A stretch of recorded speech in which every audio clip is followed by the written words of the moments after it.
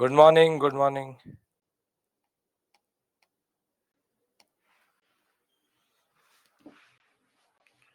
Good morning, good morning, good morning. We'll wait 2-3 minutes and then we'll begin.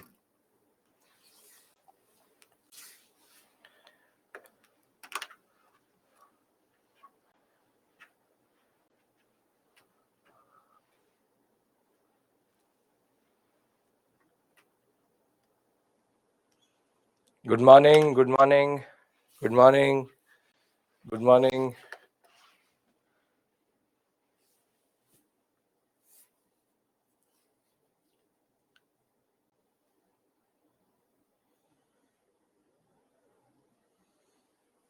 Yes, we'll talk about today. It's going to be all about Gandhi.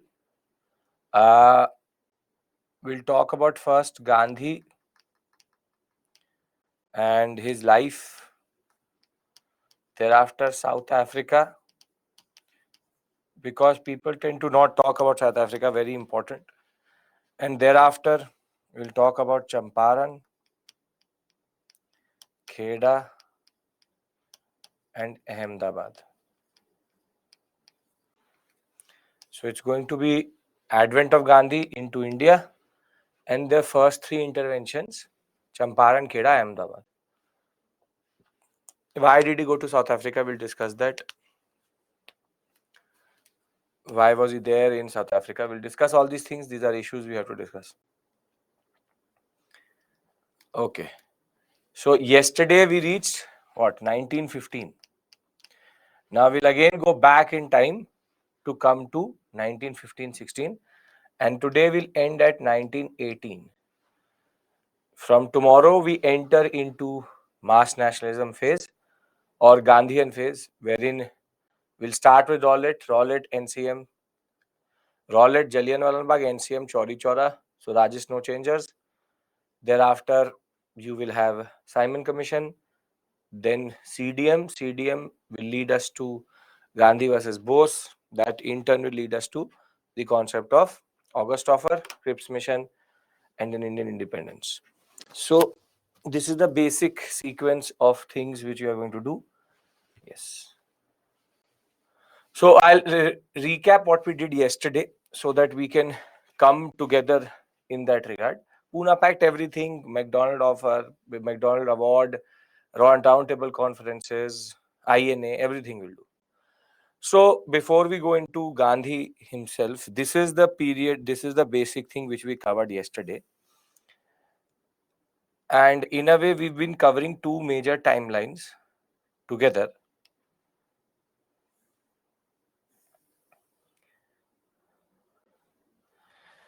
We previously have covered from 1857, 1861, 1885, and thereafter we had 1897, 1892, then 1899, 1902, 1904, 1906, then 190, but we need to correspond it with what was happening 1906, 1909, 1912, 1913, and then 1915. And parallelly to it, we did 1899, thereafter 1903, 1904, then 1905, 1906, 1907, and 1916. So the two basic strands we've covered previously is that this is the revolutionary activities, and this is political extremism.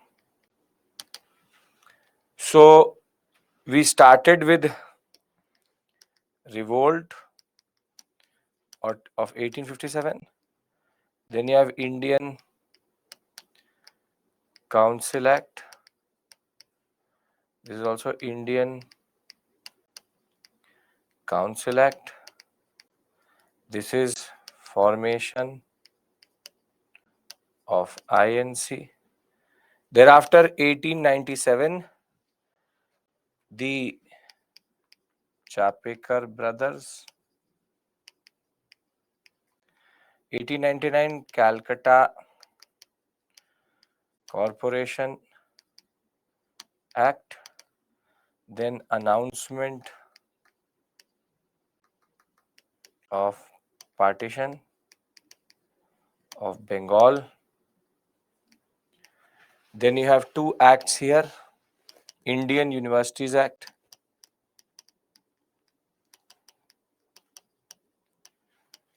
and you have the Official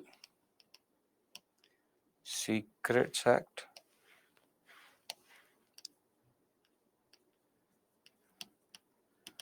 Thereafter, partition of Bengal.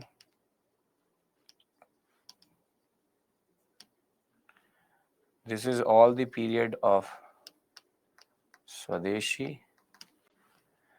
This is Banaras session, Calcutta session, Surat split,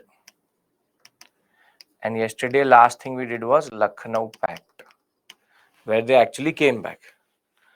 And parallelly to this, if you remember, we did the other part of the story. 1899 was the formation of Mitra Mela. Thereafter, 1902 was the formation of Anushilhan. By 1904, Abhinav Bharat plus Mitra Mela. This is Yugantar. Thereafter, in between this period, you have 1907 and 1908. You have 1907, Fuller and Fraser attempts. This is Kingsford assassination. 1909 is significant because of the fact that we have Morleminto and Jackson assassination plus Madan Lal Dhingra. Here it is Delhi conspiracy case, and this is the period of Gadar movement. And if you take it till 1916, Home Rule League. This is what we discussed yesterday. Wherein we brought in all the timelines together. First class, we discussed the lower timeline, which is the political extremism timeline. And thereafter, we added the revolutionary activities timeline. Therefore, what is going to happen is we are now converging at the same point of time. But we need to now go back a little bit because we now need to add Gandhi to this story, because Gandhi has a totally different trajectory after 1888. So, are we clear with regards to this basic timeline? Lucknow Pact is when moderate extremists come back under the concept of cooperation, because Gokhale was dead, and along with that, Firoz Shah Mehta was also dead. So, are we clear with regards to this basic timeline? Come on. I told you first thing I'll do is I'll give you the timeline again, but integrated timeline. This is called micro timelining. When I will give you the master timeline in the end, I'll remove the unnecessary details from this story. Home Rule League movement is nothing but Tilak and Annie Besant starting something on the lines of Irish Home Rule League. The issue was they wanted independence or partial independence within the British itself, and nobody trusted Annie Besant, so Annie Besant had a separate Home Rule League, Tilak had a separate Home Rule League. Nothing more, nothing less. Annulment of partition of Bengal is 1912, with 1911 rather, Delhi Darbar. Okay. Can I now discuss the basic timeline of Gandhi, and then we can start our discussion with regards to Gandhi itself. Fuller and Fraser, the attempts on their life, not possible, were not successful. Fuller, Fraser, both by Anushilhan. All three are technically Anushilhan only. Can we start, everybody? Come on. Yes? Okay. So our first timeline is clear. This is the gist of the two classes which we discovered, which we've discussed till this point. Remember, this is how you revise. Within 5 minutes, we've revised everything what we've done. Learn to make these timelines because it will help you in generally consolidating your preparation and generally consolidating areas such as modern India. With multiple dates, multiple timelines, you need to know how to create this also. Okay. Now, today's agenda is Gandhi. And Gandhi has a different trajectory itself. So, it converges with Indian timeline in 1915, but he has a totally different life story. The year 1869, he will be born 2nd October.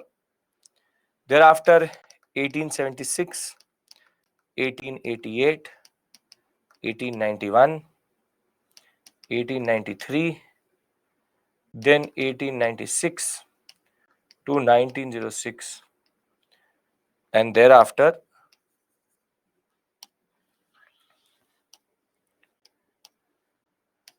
1906, then 1915, then 1917, and then 1918. This is the basic timeline we will traverse today also. Basic generic timeline. Now, why are these dates generally important? So, this will be Gandhi will be born 2nd October. 1876 is an important year because he completes his studies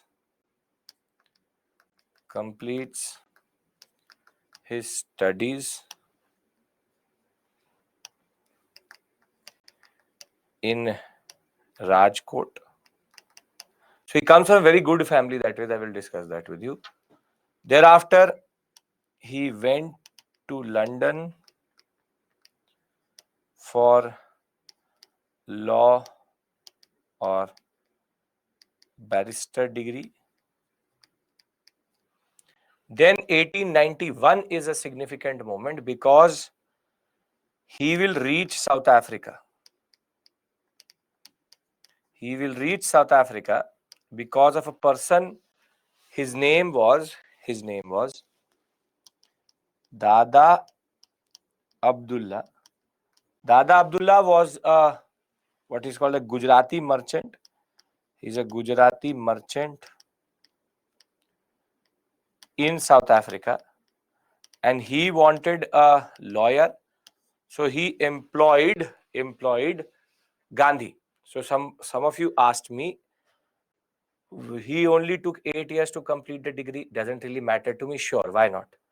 And how he completed in 7 years? Again, genius. That is the basic timeline. Genius. Gandhi was very smart in studies. Don't worry. So Dada Abdullah, Gujarati merchant in South Africa, he wanted a barrister who actually needed a personality or person who could represent him in the South African courts.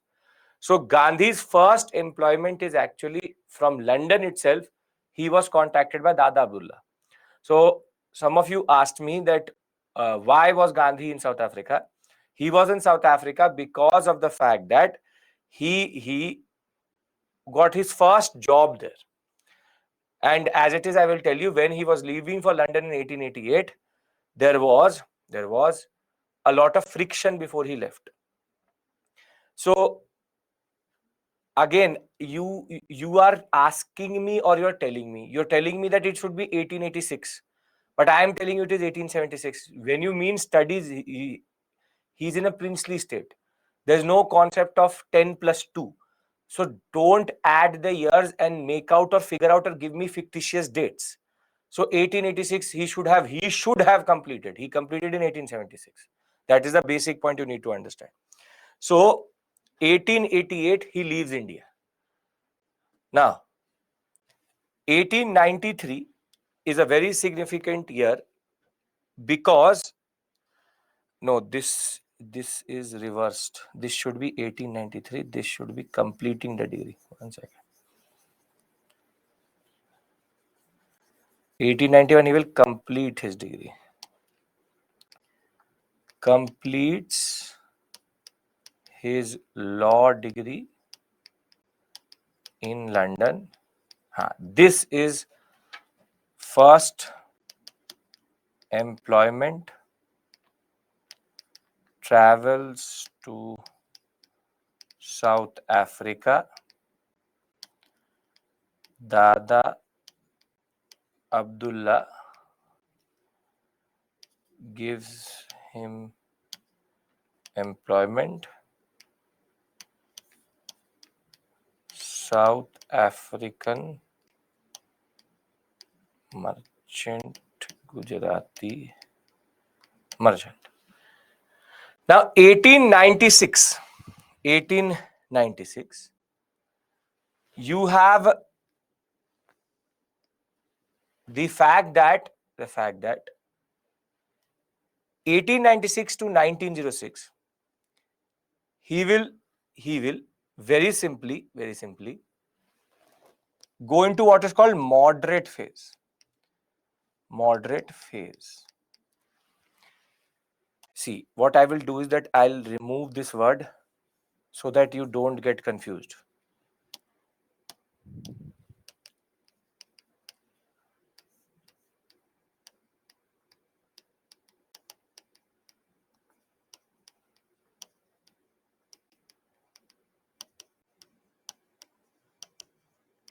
Now better? Now according to you physically possible? That he starts the studies in 1876 and then completes it by 1887? Doesn't matter. But still, moderate phase of Gandhi, and thereafter 1906 to 1915 is called the period of Satyagraha phase. I was writing the last concept in the 1876, but you need proper, he started and then he completed. Very good, no issues.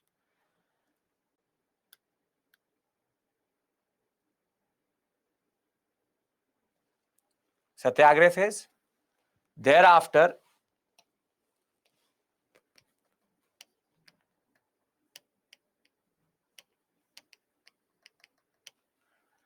then you have Champaran, Kheda and Ahmedabad. This is the basic timeline we cover.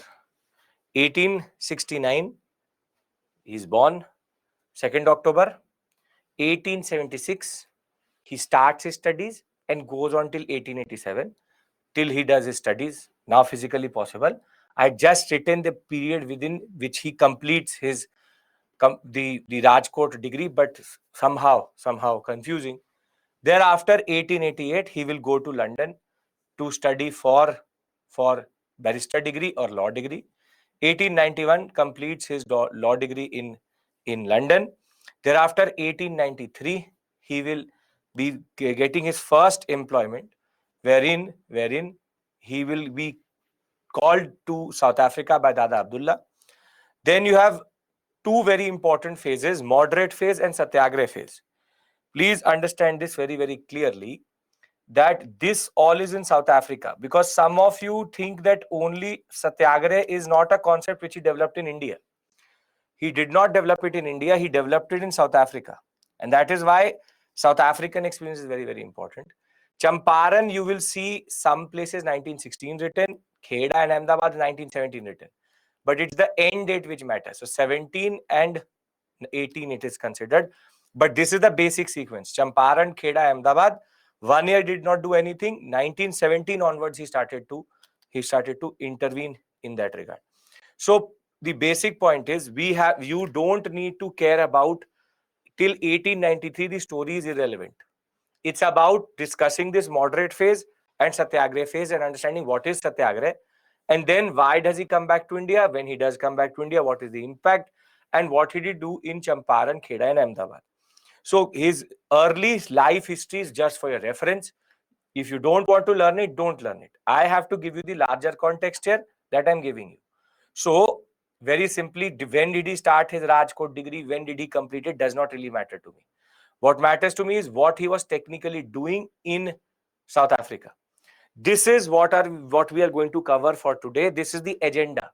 So in a way, we are going back to 1869. Then we'll come till 1918. 1917 is mostly the date considered. So when I'm writing the dates, they're not incorrect.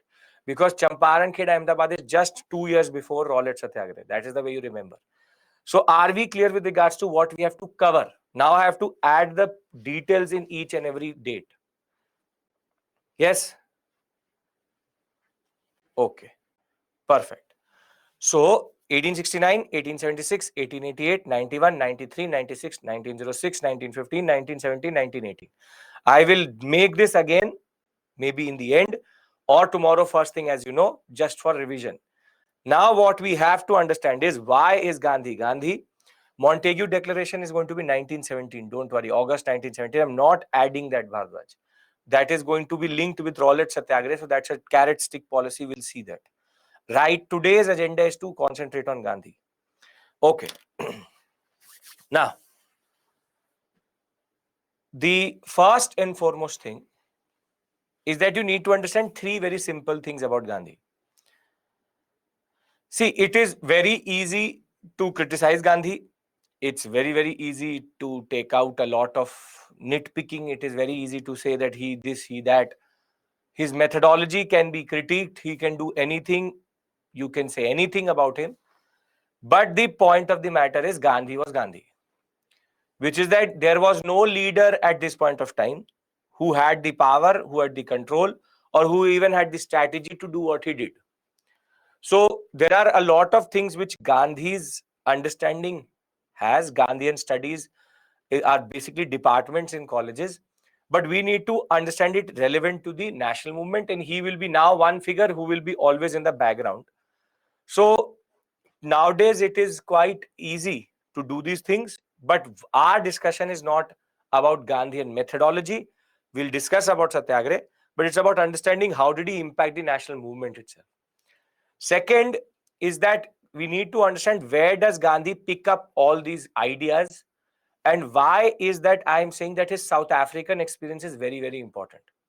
Because people tend to argue that when Gandhi landed in 1915, his power was based on just his methodology, which is not true. His power, his aura, his charisma was based on the concept of what he had done in South Africa.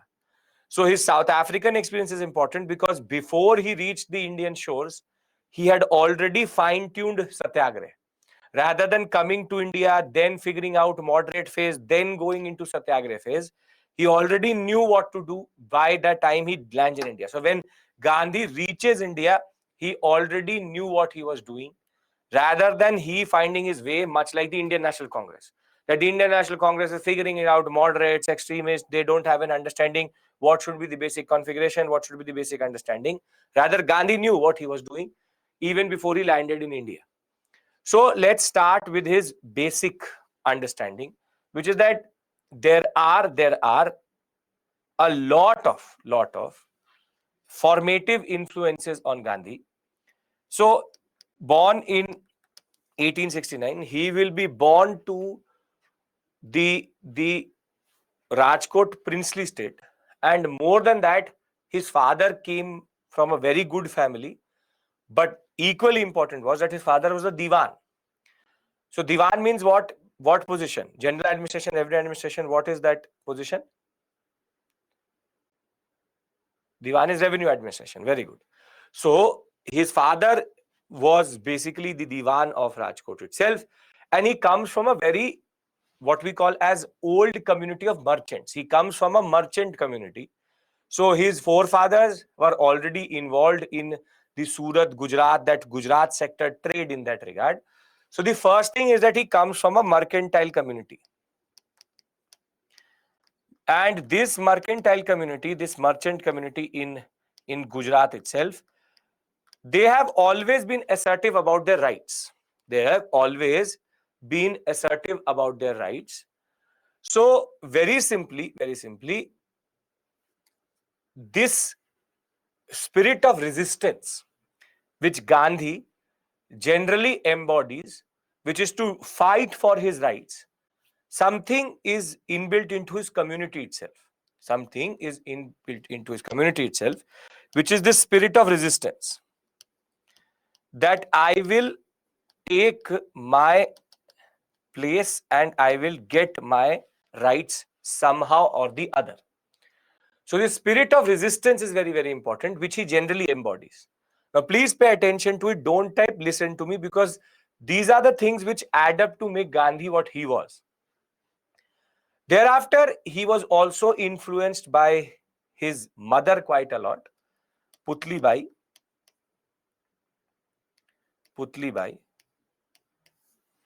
Now, Putli Bai comes from the Vaishnavite community of Gujarat. Vaishnavite community means the devotees of Vishnu. And being from a Vaishnavite tradition, in Gujarat, there's a major concept which is inbuilt into Vaishnavism, which is the concept of self-suffering.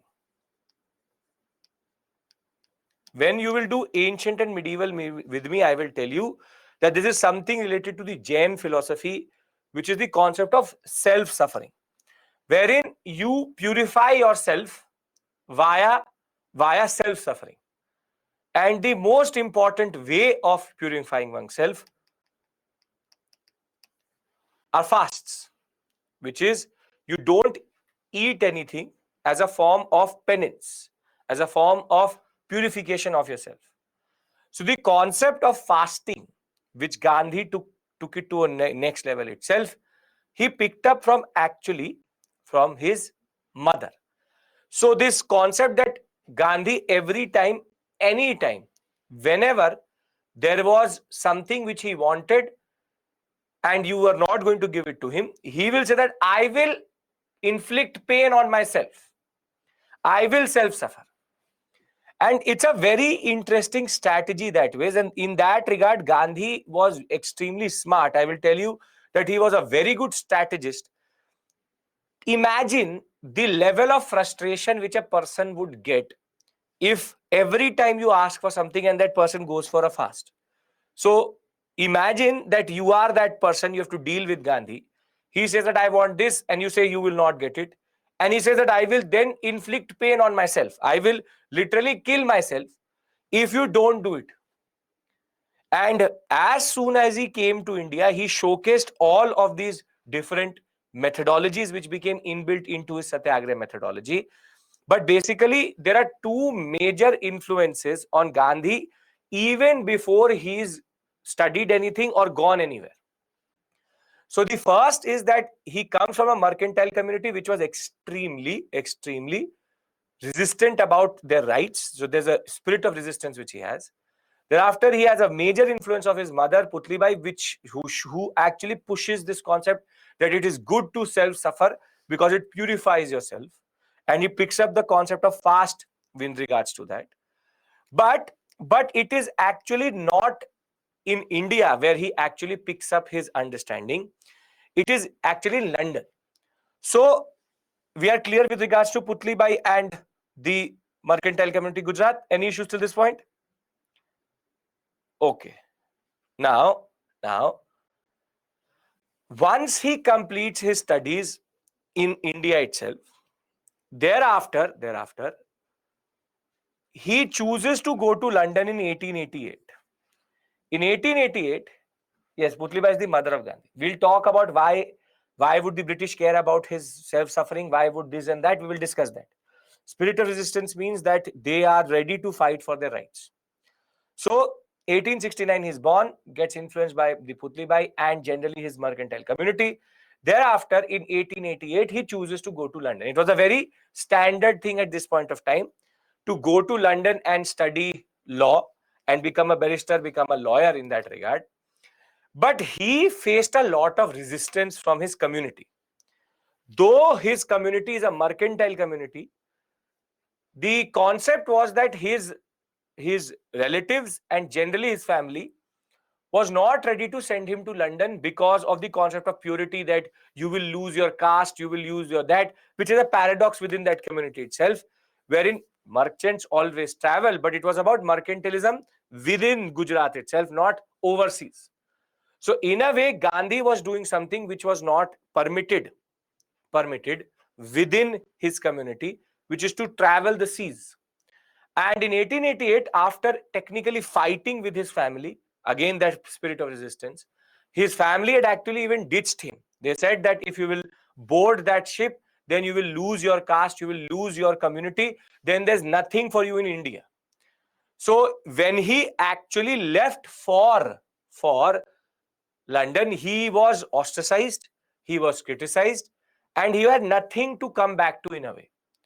In a way, he had nothing to come back to because of the fact that his community itself had disowned him. So now he will reach London. And Gandhi will, for the first time, because he was already in a princely state, for the first time encounter the British. Not properly first time, but in the proper sense, he will come close quarters to the British, but now as a student of law. Now, very simply, between 1888 and 1891, this is the period in which he was in London, Gandhi gets a very distorted understanding of colonialism.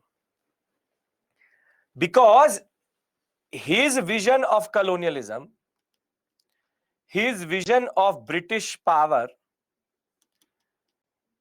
is extremely rosy. It's extremely romanticized. It's very, very distorted. Why? Because he is in the capital of the mother country. So in London, racism was a little bit down. He got to read a lot of different books. He did not see the brutality of the British, that the British were beating, how they were beating Indians. Gandhi saw colonialism, but he saw it through a lens which was very distorted because he never saw the real picture. He never saw the real picture. In a way, Gandhi till 1891 itself had never ever seen colonialism in its true picture, which is deindustrialization, commercialization, forced commercialization, indigo farming, the concept of how the peasants were destroyed, 1857, the violence, everything. He had not seen it. So Gandhi, in the mind of Gandhi, the British are a just community. They believe in justice. They believe in justice. They believe in human rights. They believe in the concept of rule of law. Do we actually have these things in India? Justice, human right, rule of law? No. So when he is in India, he's in a princely state where the British control is in a way indirect. When he is in London, he sees a totally different picture, which is this just rule of law, Magna Carta, debates are happening, Britishers are perfect. They believe in the concept that we will change the world. The white man's burden he has seen from the picture of the white man itself. So what I mean to say is that when Gandhi leaves London, he has not seen proper discrimination. He's not seen proper what we call as racism. He's not seen the concept of what we call as the violence of every day. But in London, he now gets influenced by 2-3 very important writers who he read. It is in this period that he actually reads 3 very important people: Tolstoy, Ruskin, and thorough. Not Ruskin Bond, but Ruskin. So you have Tolstoy, Ruskin, and Thoreau. And out of them, the books which he reads about Tolstoy, Ruskin, and Thoreau, he picks up new concepts. He picks up new concepts. For example, the concept of spirituality, the concept of morality and simplicity. But the most important thing which he picked up was from Thoreau, which is the concept of resistance through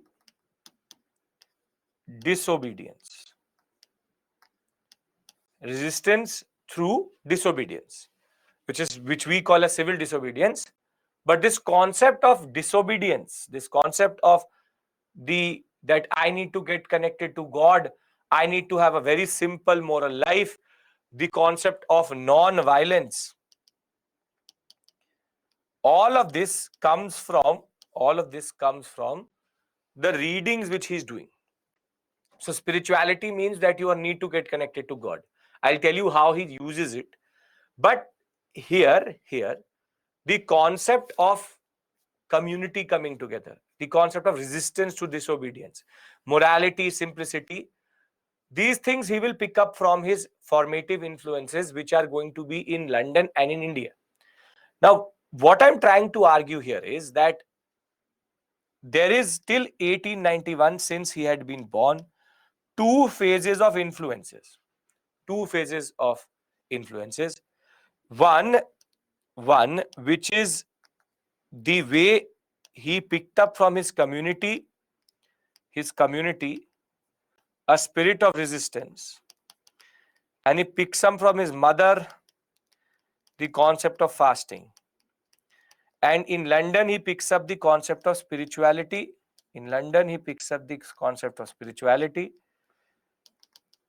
picks up the concept of morality. He picks up the concept of non-violence.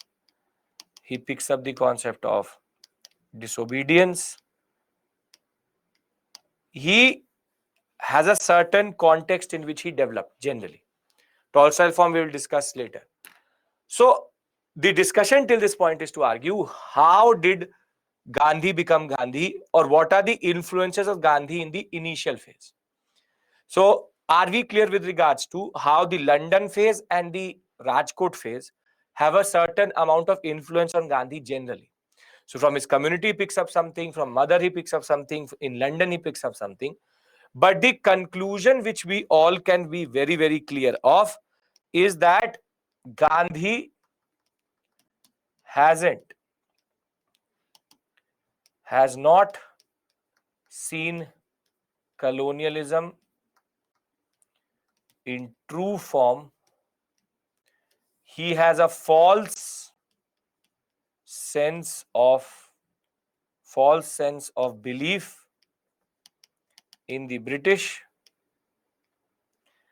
equality, justice, and rule of law. We can agree to this slide. Come on. If we do, we'll just cover the formative influences. And I need to talk about how he reaches South Africa. Why is South Africa so important? Yes, come on. Clear? Very good. So you have 1869, 2nd October, born in the Kathiawar district, Porbandar in Gujarat. In 1876, he will start his education in Rajkot. He will be married to Kasturba Gandhi in 1883 itself, very young age. Thereafter, he will leave on 4th September 1888 for London. And thereafter, by 1893, he was sailing towards South Africa. We'll discuss that when we'll reach about that. Who is this, sir?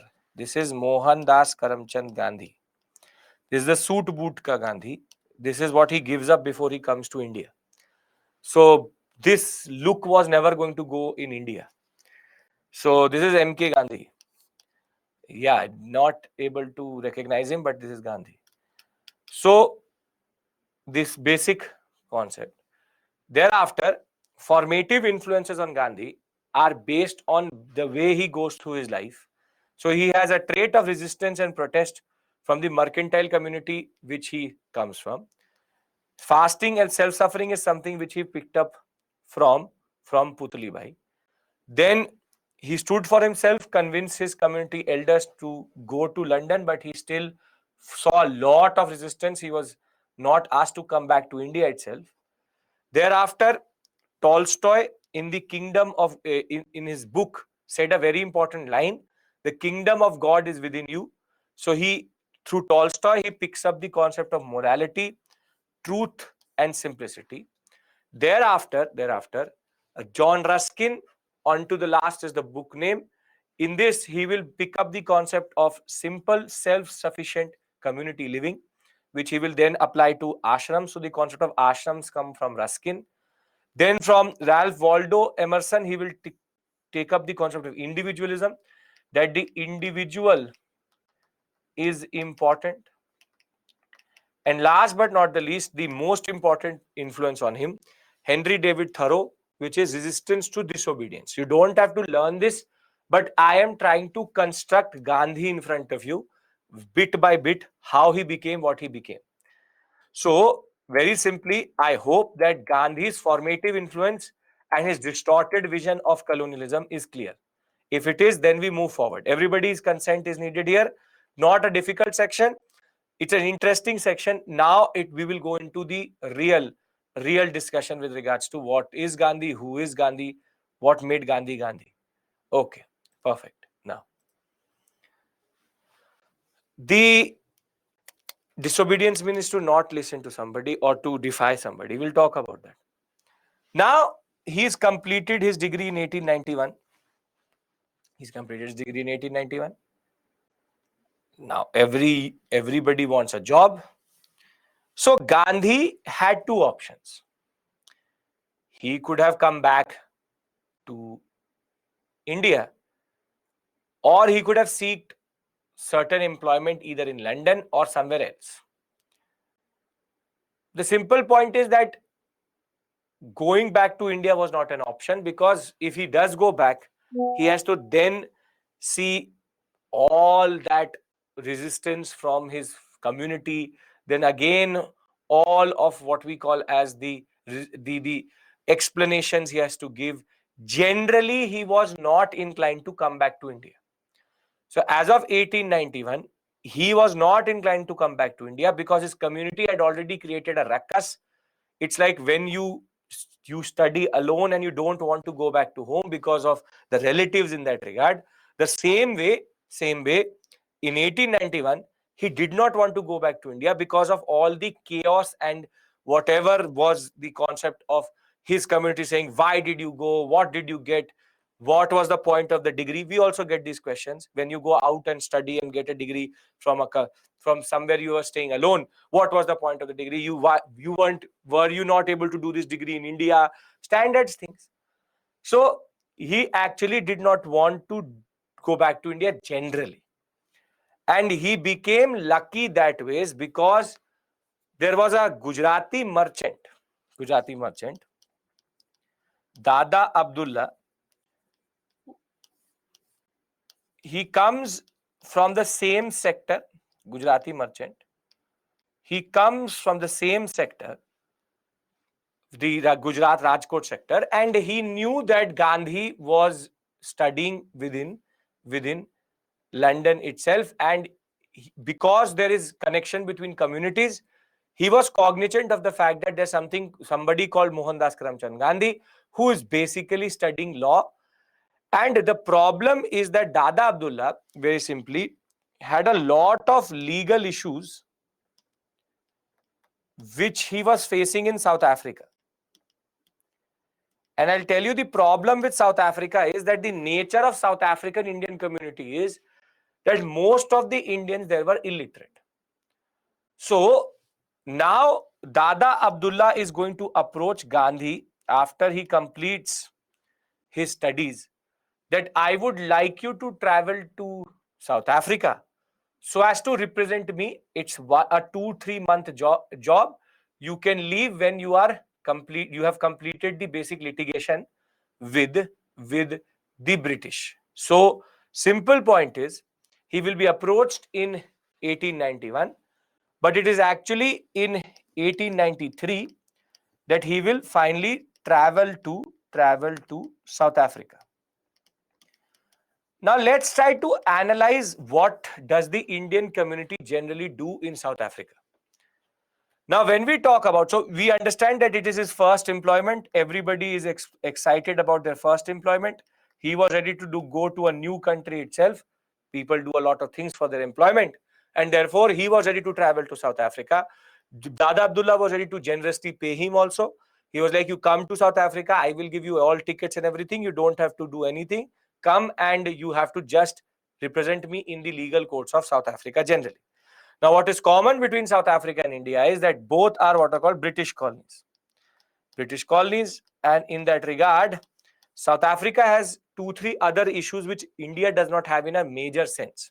So everybody follows Dada Abdullah, Gujarati merchant, approaches Gandhi, asks him to come to South Africa. No issues till this point? Okay. So some of you asked me in the beginning why he's in South Africa. Now we know why he's in South Africa. Now, South Africa is a very interesting case. South Africa, there is what is called a very sizable population of whites.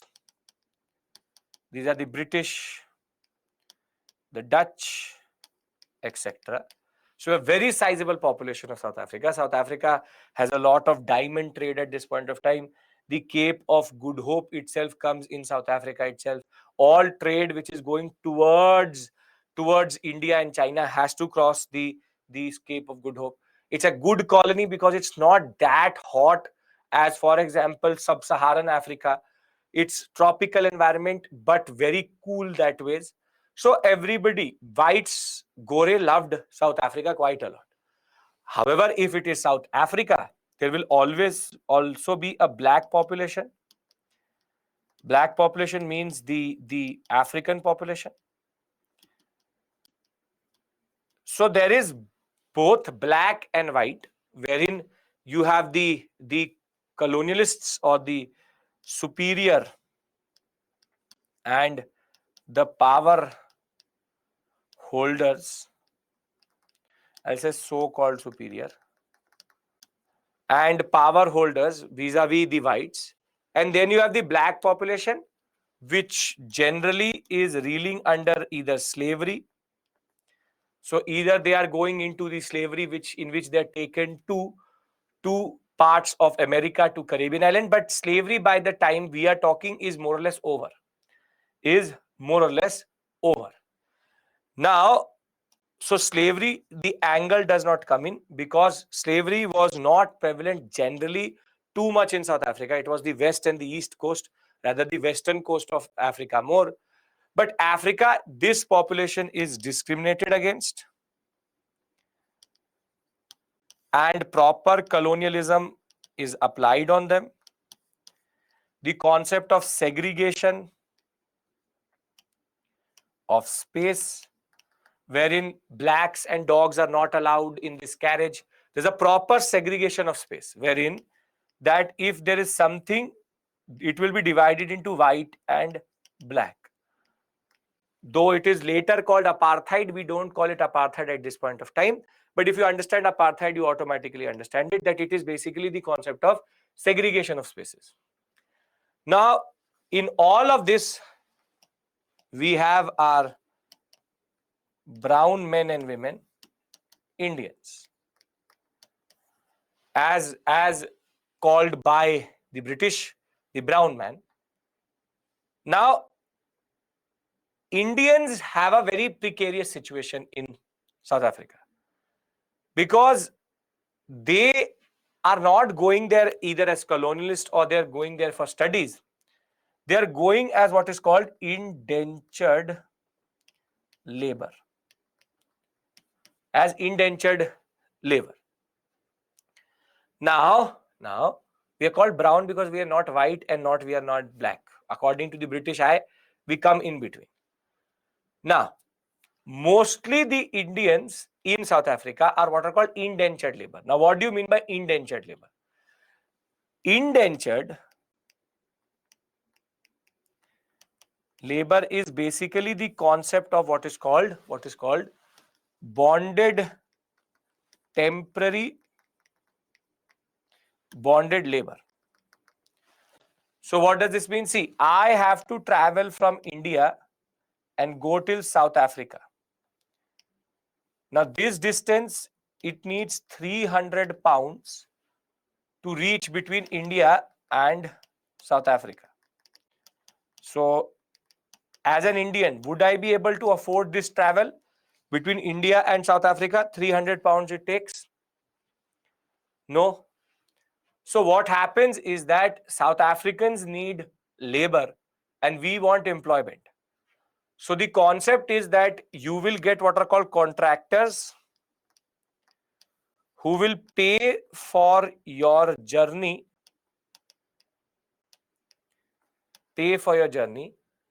but once you reach, need to pay off the debt or journey cost. So in a way, it is like temporary slaves or temporary bonded labor. That, for example, mostly for 5 years, you work for free for the person, and once you've paid off your 300 pounds, then you become free labor.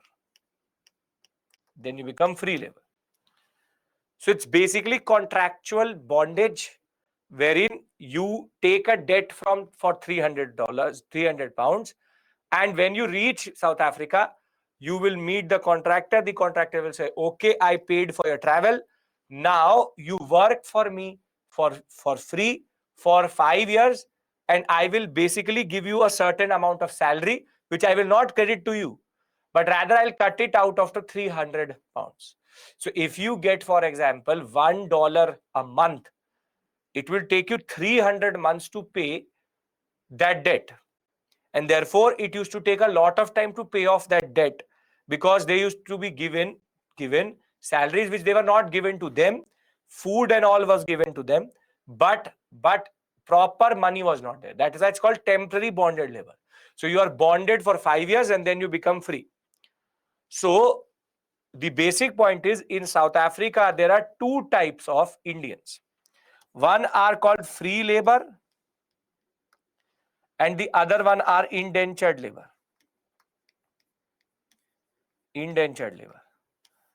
They have already worked for 5 to 10 years, paid off their debt, and they are the ones who are in the process of paying off their debt. What is the advantage? You leave India. You don't want to be in India. The advantage is that you will, after 5 years at least, come out of the misery which you were in India. See, it's a very simple concept. I am a landless labor in India. I have nothing. So now a contractor says that I am happy to send you to South Africa, where at least after 5 years you will have the chance to become free labor and you can work wherever you want to. So if I have nothing to eat and I have nothing in India, why would not I accept this deal? I'll accept it because in India itself I am landless. I am not going to get anything. So South Africa, they need cheap labor. This is cheap labor for them, wherein for 5 years they don't have to pay a wage only. As it is, they would have to pay for the travel of someone. So they are paying for the travel of these men and women so that they can travel to India, travel from India to South Africa. Indentured, therefore, is a win-win situation for both.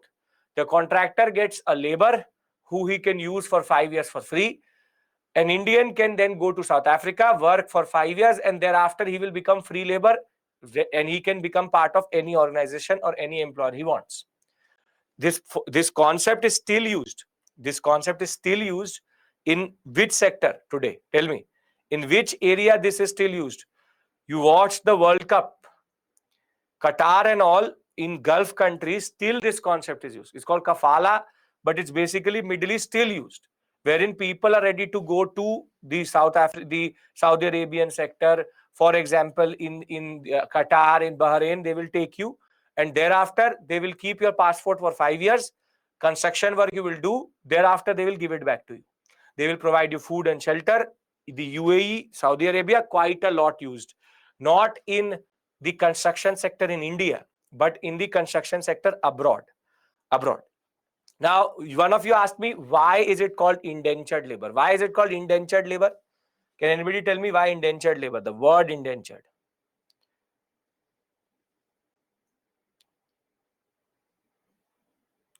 The word indentured, why? Not debt, not bonded, temporary, no. The word actually comes from the contract. No, see, this is a piece of paper. It's a piece of paper. So what used to happen was that they used to write on the, it had two spaces. It used to say that I, Abhishek Mishra, go into an indentured contract with this person, and used to again say I, Abhishek Mishra, go into an indentured concept with someone. Now, what they used to do was that they used to take this contract and they used to then tear it like this. And the one would be taken by the contractor to South Africa, and one was given to you. Now, when you travel with this contract in your hand, and when you reach South Africa, that person is going to now match the indentures. What you see here is called indentures. Yes, paper indentures. So basically, if the paper used to fully meet together, it was called, the contract is legal, it is right, and therefore the term comes from the way they used to give the contract. Indentured labor. The indentures of the paper is what the word indenture is used for. It's indentured labor because of the way the contract was done. It's like a receipt which is teared into two halves. Once it is matched in South Africa, it is considered that the same person has come to South Africa generally, right? So for 5 years, food and shelter is given. However, no wage is given. Are we clear with regards to what is the concept of indentured? What are the Indians generally doing in South Africa? Yes, there are two types of Indians. One are called free Indians. They have paid off their debt after 5 to 10 years of work. And then there are other who are called the indentured labor. They are in the process of paying off their debt. Are we clear what Gandhi lands into? Yes, everybody, come on. Are the free labor getting wages? Yes. They would be getting employed with somebody. They will get standard wages. Okay. Now, Gandhi has reached South Africa. South Africa in that regard is problematic because Indians are also discriminated against, and generally Indians are also discriminated against. Because the color of the skin mattered, Indians discriminated. Indians don't even come in the proper categories of white and black, so they're discriminated more. British did not give any heed to the Indian community generally. Sizable population of Indians are there, but nobody cares generally. So South Africa, in a way, is much worse in certain terms when it comes to racial discrimination and generally segregation. So now he travels to South Africa, lands in South Africa in 1893. And now the drama will start. Can I now tell you the South African experience so that we can thereafter understand why is Gandhi Gandhi and what is the concept of moderate? Clear, everybody? Everybody is with me till this point. You're understanding where we are following Gandhi through his journey into the unknown, which is South Africa. Yes? Great. Okay. Gandhi was not an indebted labor. He's not an indentured labor. Gandhi is rather a barrister who's gone there. So don't say that he's an indentured labor.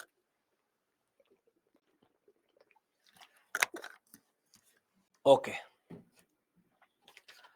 So now our suited Gandhi has reached South Africa. And 1893, as soon as he will reach, now he will see the real, what we call as colonialism.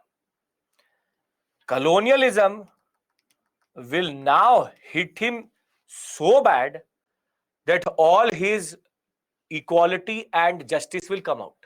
Wherein Gandhi, traveling in a suit, smart, has a first class ticket in his hand. He had to go from what is called Pitsmatsburg to Pretoria, which is the capital generally. And very simply, the voyage between 1891 to 93, the ship will take at least close to 3 to 4 months. He comes back, he takes his time to leave London itself. Does not matter to me what he's doing between 91 and 93, but he will land in South Africa in 93. So when he land in South Africa in 93, first moment itself, he comes down Pretoria. As soon as he comes down and takes the train, now he will see what discrimination and colonialism actually means. So he takes his first class ticket. If somebody else is paying for your ticket, why not first class itself? And he will take that first class ticket and board the train. And as soon as he boards the train itself, once the train starts from the what we call as Durban to the Pittsburgh Pretoria sector, the train started from the Durban sector to, these are two very important cities, Durban and Pretoria. They will start to move, and the whites will start to notice that a brown man is sitting in suit inside the first class. And outside the first class itself said very, very clearly, blacks, dogs, Indians not allowed. But Gandhi, being Gandhi, thought that it was a joke, and very simply, he boarded the train on the first class. Now, as soon as the whites will start to notice, the Europeans are going to start to notice that there's an Indian sitting in the first class, they will tell the ticket collector, the TT, that there's a brown man sitting, he's violating the rules, and Gandhi will be thrown off. Gandhi will be thrown off the train at Pitsmatsburg. So he'll be literally picked up and thrown off the first class, and they will say that go to the third class. That is where you need to be, because that is the class for you. Now Gandhi will start to use his law, like lawyers do. He starts to say that this is incorrect. This is against the sense of justice. I have human rights. I have bought this ticket legitimately. I cannot and I will not accept to go to the third class itself. So all that England was coming out from him, but nobody was obviously going to listen to him. So he will say that I have rights, I need justice. Where is British rule of law? British has said that I am not going to wait for this train to start because of you, and the train will leave. Now Gandhi will go and stage a protest with the station manager. And station manager, he will say that I am an Indian, I am a barrister. How can you deny me? I have bought this ticket legitimately. You cannot do this to me. When is the next train? He said tomorrow. So he said, I will board the train in first class again. So in the night, he will try to go and find certain hotels. Every hotel, as soon as he reached, was full, because obviously a good hotel will never allow a brown man to stay in it. So Gandhi will then spend the night at the railway station itself, and next day he will again board the train. He will again go and sit in the first class. But this time he will not be thrown off, but literally be beaten by the white man. They will say that this person has lost his mind. Literally, the Europeans, the white men will beat Gandhi and then again throw him off the train. But he will again say that I will not go in the third class. That is not my designated space. And after a compromise, he went into what is called the driver's coach. He did not go to the third class. He said, that is not my space. I'm not an indentured. I'm a barrister. I have come from India. I've come from England, and I need my space. So later he will go in the driver's coach, basically the coach which is there for the driver of the train. Still, the whites will not allow him to travel in the first class itself. Now, within few hours of being in the South African sector, Gandhi can see what real colonialism is. Real colonialism is not about human rights. Real colonialism is not about the concept of this justice, equality. This is not real colonialism.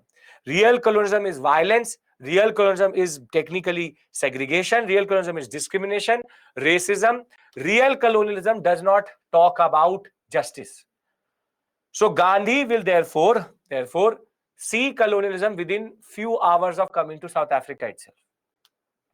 And it is considered that this experience for Gandhi was very, very important, because this will make him realize what actually South Africa or colonialism is, because he had a very distorted vision of colonialism throughout his life.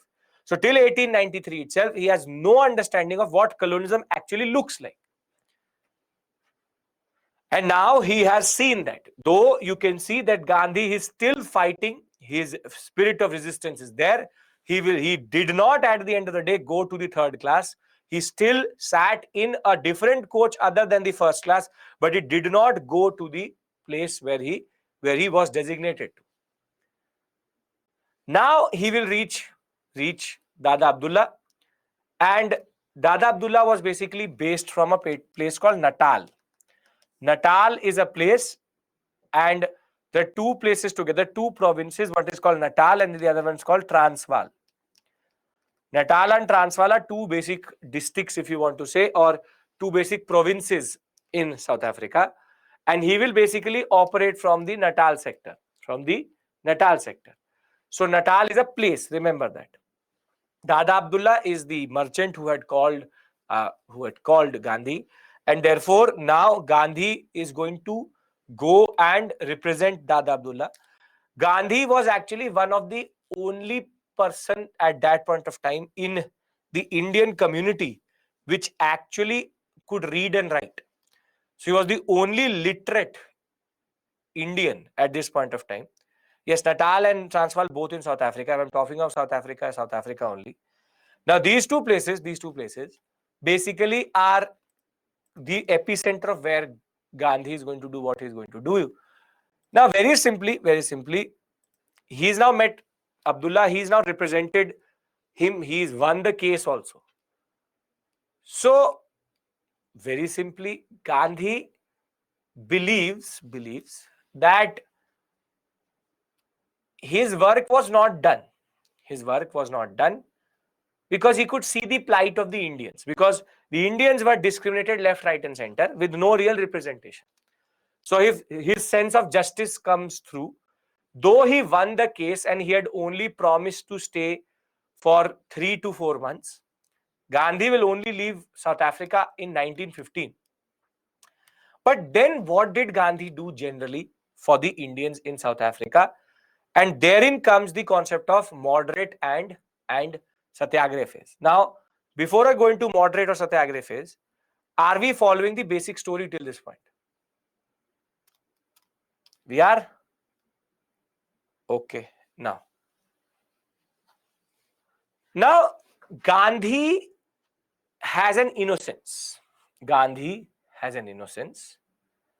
And that innocence is basically represented in the period between 1896 and 1906. This innocence is called his moderate phase. And like the moderates in India, he had a very strong conviction in the fact that the British are not unjust. It's just that the British don't know what they're doing. So the moderates or the moderate phase of Gandhi is that Gandhi, between this period of 1896 to 1906, this 10 years, he believed that if I told the British authorities the plight of the people or the plight of the Indians in South Africa, then maybe they will actually do something.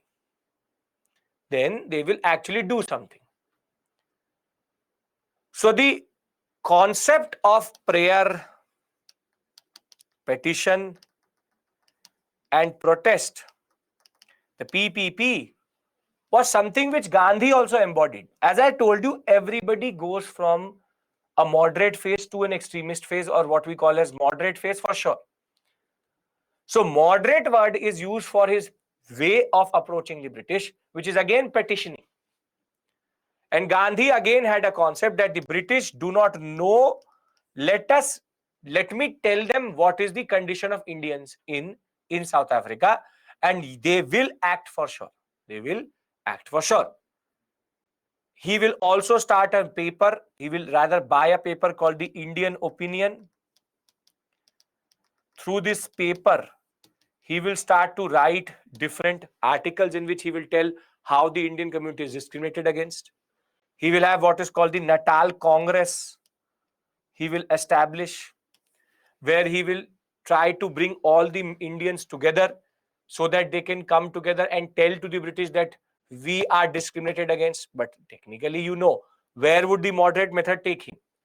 Nowhere, because British are very conscious of what they are doing. So nobody needs to tell them that they are a looter or they are thugs or they are a chore. They know that they are doing it themselves. So very simply, the simple point of the matter is that Gandhi still has that innocence, that sense of justice within him. That no, if I tell them, they will respond for sure. If I tell them that Indians are under stress, they will respond for sure. So moderate phase of Gandhi in South Africa is important for India, because somehow the moderate phase he went through in South Africa only. Because even before landing in India, at least after landing in India, he did not act like a moderate. He had already given up on the moderate mentality, on the moderate methodology itself. This is a very important point you need to understand generally, because a lot of students don't understand the importance. I'll give you a mains question out of this area. And not everybody understands why South African experience of Gandhi is so important. The South African experience of Gandhi is so important because it is in this period that he went through his basic methodology of going from moderate to satyagrah. Because if he had come to India and then started to do moderate phase, then independence would have been delayed, or maybe he would not have become what he became when he came to India. So very simply, the problem is that he's again working in the same period. The INC is also moderate dominated. He is also working with that same concept that moderate mentality should be there, prayer petitioning should be there. However, in 1906, he is going to abandon it when he will see that it is actually not working. And there was one moment in which he actually asked the Indian National Congress in India to take up an issue of South Africa, which Gopal Krishna Gokhale did. Gopal Krishna Gokhale was the political guru of Gandhi. Everything before his death in 1916, he told Gandhi what to do generally. But Gopal Krishna Gokhale took up the INC, in the INC issue, the discrimination of South African Indians. But the point is, all of this is futile. So this prayer, petition, this telling the British, Indian Opinion, Natal Congress means people coming together. It's all futile.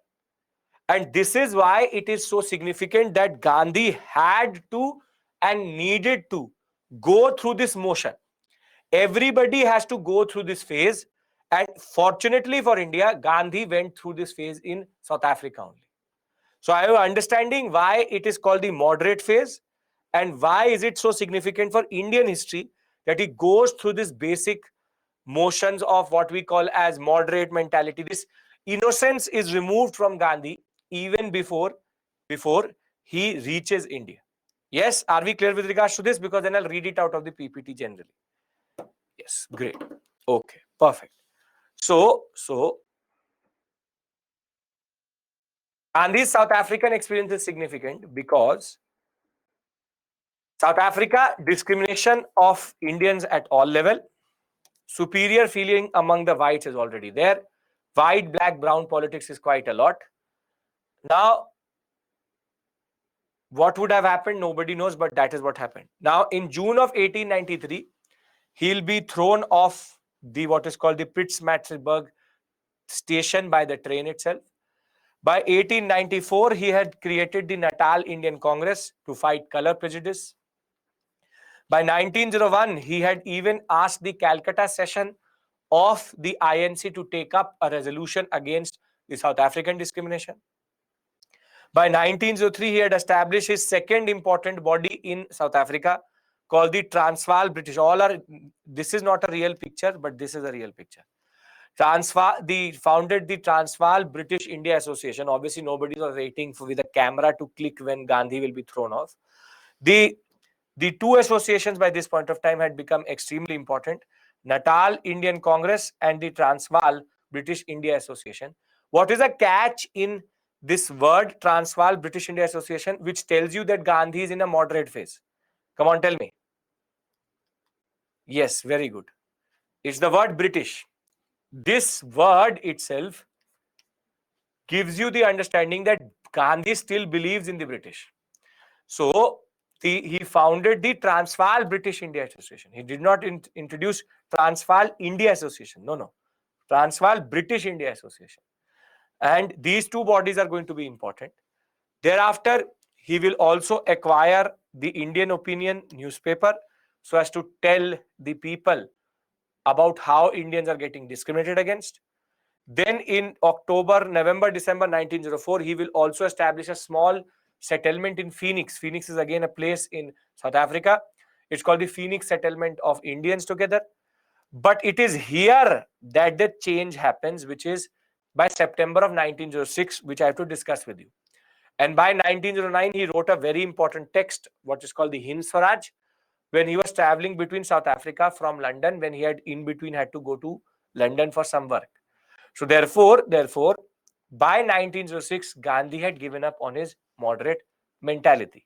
All of this is in South Africa, nothing in India. So why is the moderate phase of Gandhi so important? Gandhi's political activities from 1894, but we basically take it from 1896. 1894-96 to 1906 may be classified as the moderate phase of struggle for South African Indians.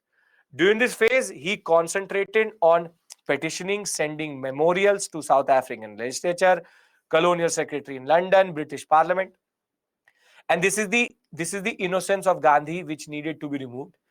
He believed that if all the facts of the cases were presented to the imperial government, the British sense of justice and fair play would be aroused, and the imperial government would intervene on the behalf of Indians, who were, after all, British subjects. His attempt was to unite the different sections of Indians and give their demands widely through publicity. This he tried through the Natal Congress, the Indian Opinion, the Transvaal British India Association. But by 1906, Gandhi had given up on his moderate mentality, had given up on his moderate methodology. And now he was going to move to a new method, but that will be triggered because of certain acts which will be passed in South Africa, which I'm going to discuss with you when I'm back from the break. So everybody is with me till this point. Everybody is comfortable with the discussion. Nobody has no issues. Now we will go into a certain discussion which is extremely important. There are 4 acts which are going to trigger Gandhi. But before that, I have to discuss with you what is Satyagraha, what is the concept of Satyagraha itself, and then we'll see how he uses it against the 4, what is called Registration Act, the Immigration Act, the Poll Act, and the Marriage Act, all passed in South Africa. Yes? How Gandhi's moderate phase impacted Indian independence. Gandhi, before reaching to India, had already gone through his moderate phase. Therefore, in India, he knew what he needed to do. I will discuss that with you. He did not need to petition in India because India petitioning was already being done. Okay.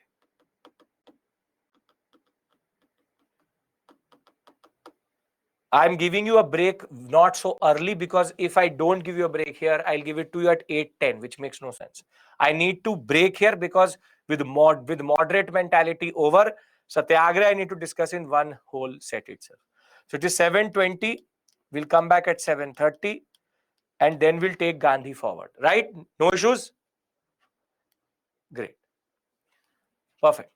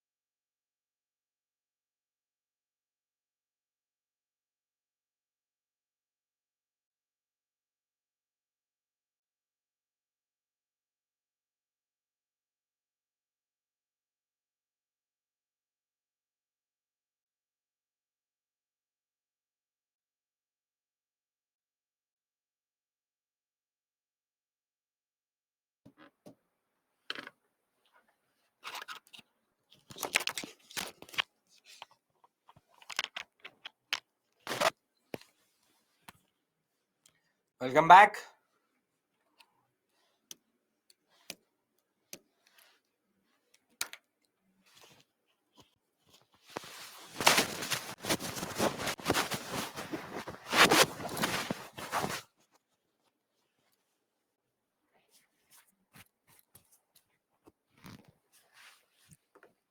Now,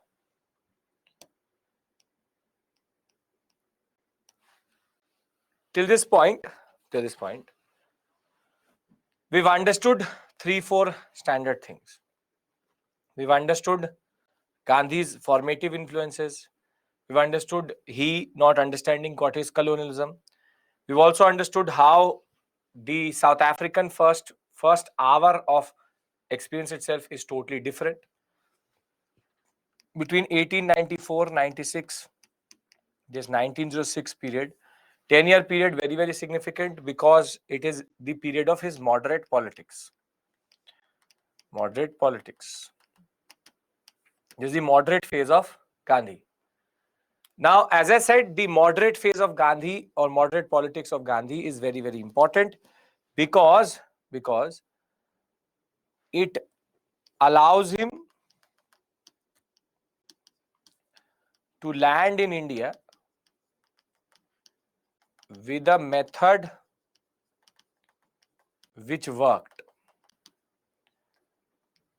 And I will show you how he had actually shown to the world that his method actually worked.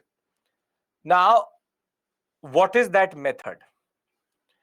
That method is called Satyagraha or Satyagraha. Satyagraha, no, don't have to remember the story, just have to understand these concepts. Now, Satyagraha means Satya ka agrah or the fight for truth. The fight for truth.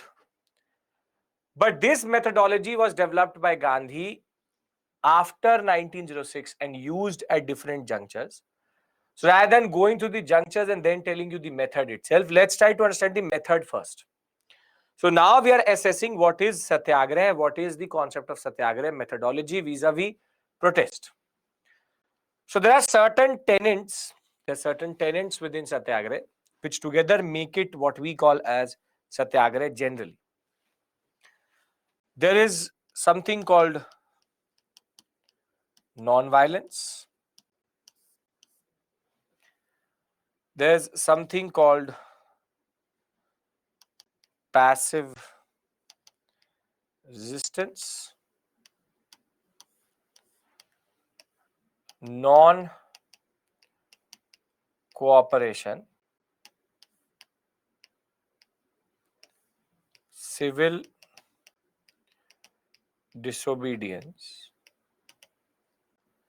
and the concept of self-suffering. Now, what do I mean by these words? The simple point is that Satyagraha is a methodology of resistance which is called passive resistance. See, what the extremists, the revolutionaries were doing is called active resistance, which is that you confront. Active resistance would mean confrontation.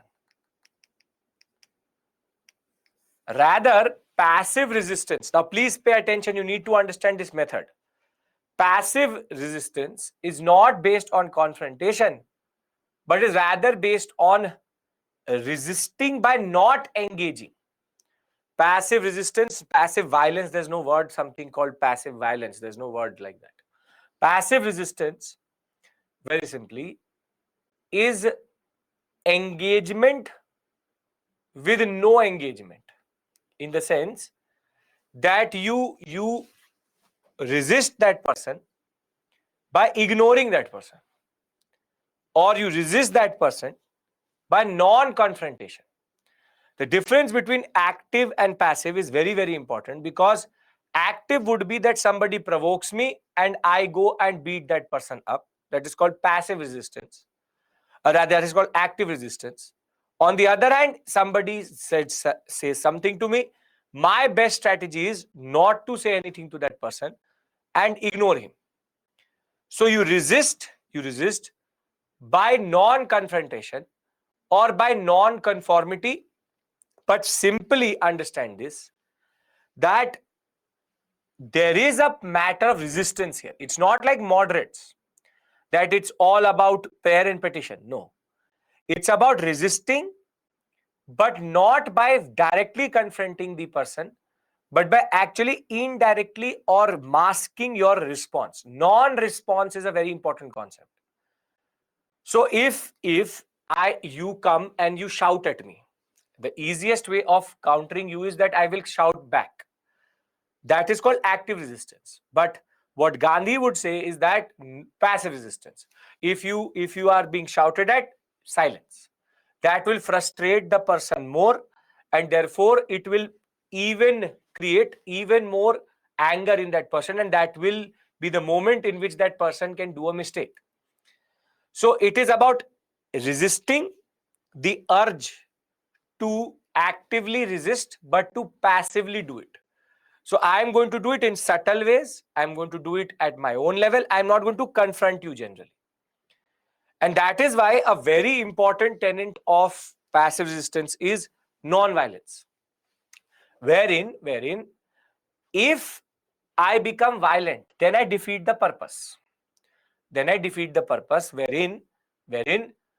if the British do violence and I also do violence, then there's no difference between you and me, or the British or the Indians. Therefore, non-violence was a strategy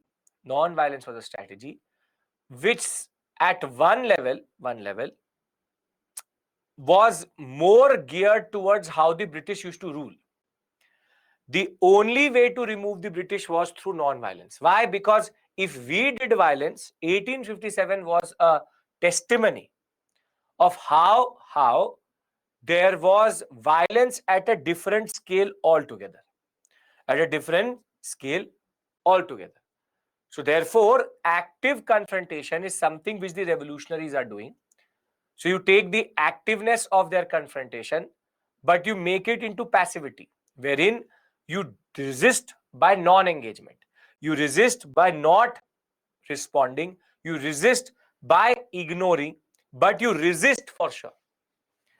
So the point of non-violence is very strategic for Gandhi, because violence could never get independence anywhere. Because we could do violence, then the British would do multiple times more that violence. A bullet would be answered by lakhs of bullets. So therefore, Gandhian method should be not seen as no response. It is about response, but in a very strategic way, which is non-engagement. And I'll actually give you a very simple example. We all are, at the end of the day, descendants of Gandhi. We all do passive resistance every day. We all know Gandhian methods by heart. You do it, but you don't know it. I'll give you a very simple example. You are watching TV. Now you will watch TV, for example. You'll watch OTT platform. You're watching something. And your parents say that, your mother says, go and get some water for me. What are you going to do? You are going to act like you're deaf. Sunai nahi? I didn't listen only. You said something, okay, you wanted water. This is called passive resistance. You are resisting, but not by saying, no, I will not get water to you, go and get it. No, you didn't say that. You resisted by not doing only anything. You were like, I don't know only, what did you say? So passive resistance is something which we all do. For example, you've done it in your colleges also. The teacher says that the assignment needs to be submitted on, for example, 20th. You will never give it on 20th only. You will give it on 25th. But you will not say anything to the teacher. Okay, you want it on 20th. I will give it to you on 25th only. So you will go silently give that to the teacher. This is my passive resistance. We said Give it. We will give it on 25th. You said you want it on 20th. Everybody will give it on 20th. No, everybody will give it on 25th. A very important concept of passive resistance is passive resistance needs to be done together. Because if you multiple people don't do it, then you will be caught. You will be caught. So, for example, I say I'll take a test tomorrow. Nobody wants to take a test. Mass bunk. Mass bunk. Everybody is not going to come. But as I said, satyagrah only works if it is done at the right time with everybody doing it. If one person comes to that room, then your passive resistance is useless, because then the examination was taken. So passive resistance, I'm giving you very generic examples, and I'll go into what is called non-cooperation and civil disobedience. Passive resistance is a very beautiful concept, wherein you will do what you want to do, but you don't engage with the aggressor. You use a non-violent strategy so that he cannot respond. It's about frustrating the person in front. But remember, both will only work if it is done at the right time, and it has to be done collectively. If it is done not with everybody, it has to be mass. If it is not then done collectively, then you are in trouble. So you can't just every time act like you're deaf, then you're going to get a slap.